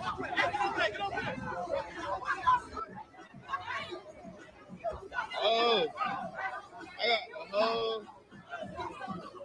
Oh, damn, they still swinging on that bitch. Oh, no. Okay, right there, that is her girlfriend. Right there. Right here.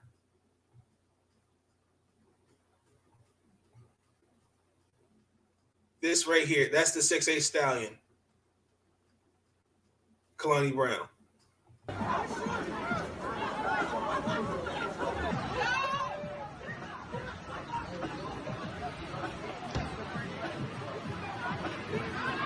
Fighting right near a food truck.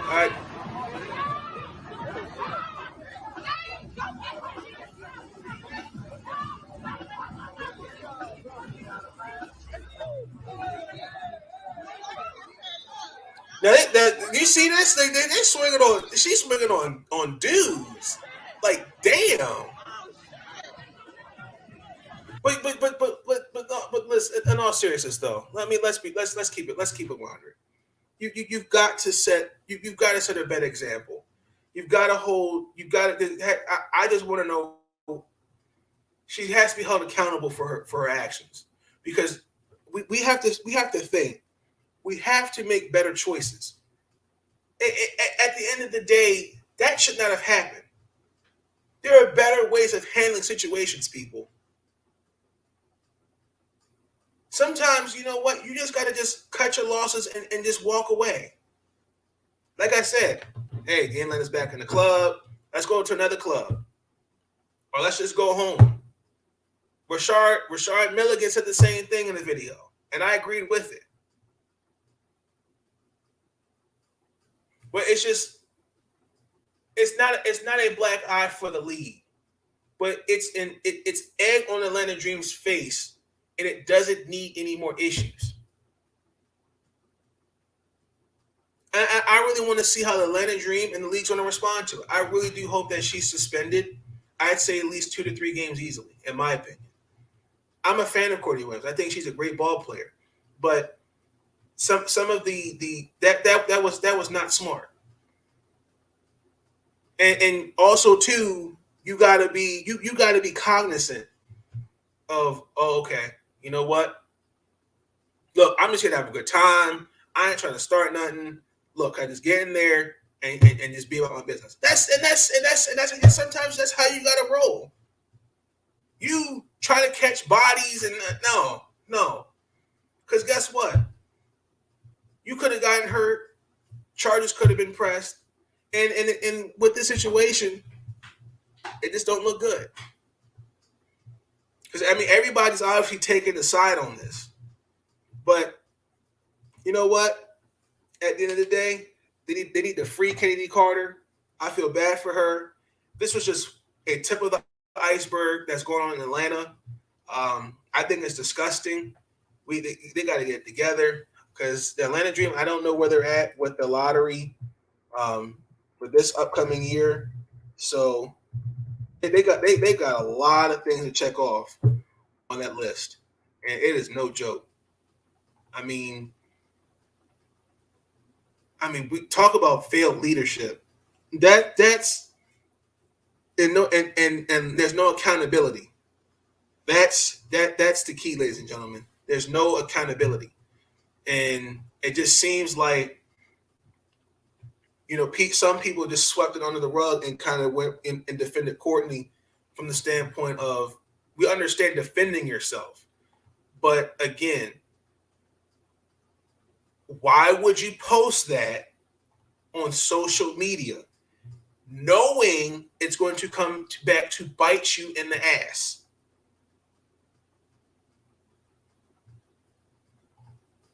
Like, how?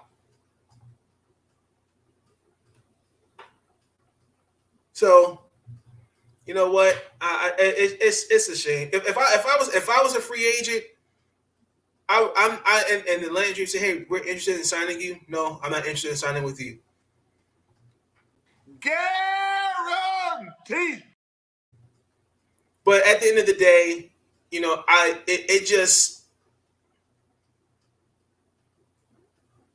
I don't know what else I can say. I think that was really embarrassing, and really, honestly and truthfully, I'm not bad. I'm not going to continue. I hope, like she said, learn and grow from it. But there are better ways of handling situations. We got to be smarter when we use these social medias, people. Just think about it. Facebook and Instagram were down for practically half the day. I would like to really know where the people get stuff done. Because social media can be a blessing and it can be a curse. Because look what they tried to do. They tried to clean their image by telling a story. Bullshit.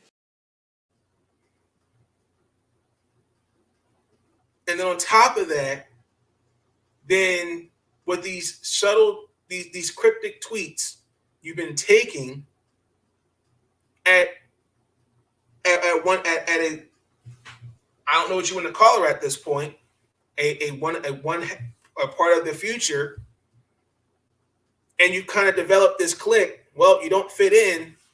That's your bullshit. So I just, the Atlanta Dream got to get together. I hate to say it, but you got to clean house. It's time.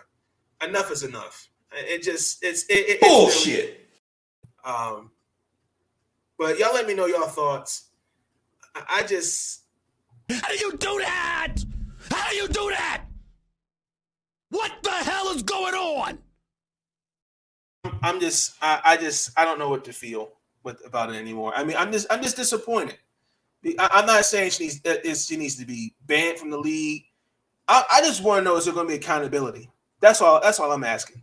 And you know what? With that being said, I'm out. Peace. Stay First of all, listen, it's interesting about all these young guys today. They never call on us and say, hey, thanks for the kind word and tell me how great a player I am. But when they play like crap and we call them out, we don't know what we're talking about. Listen, I'm easy to find, but I get sick of these guys complaining. These young guys, they never call us and say, when a coach is wrong, I'm going to call him out. But when players are wrong, I'm going to call them out. But listen, I'm going to criticize guys that they deserve it. And listen, they can kiss my ass if they don't like it.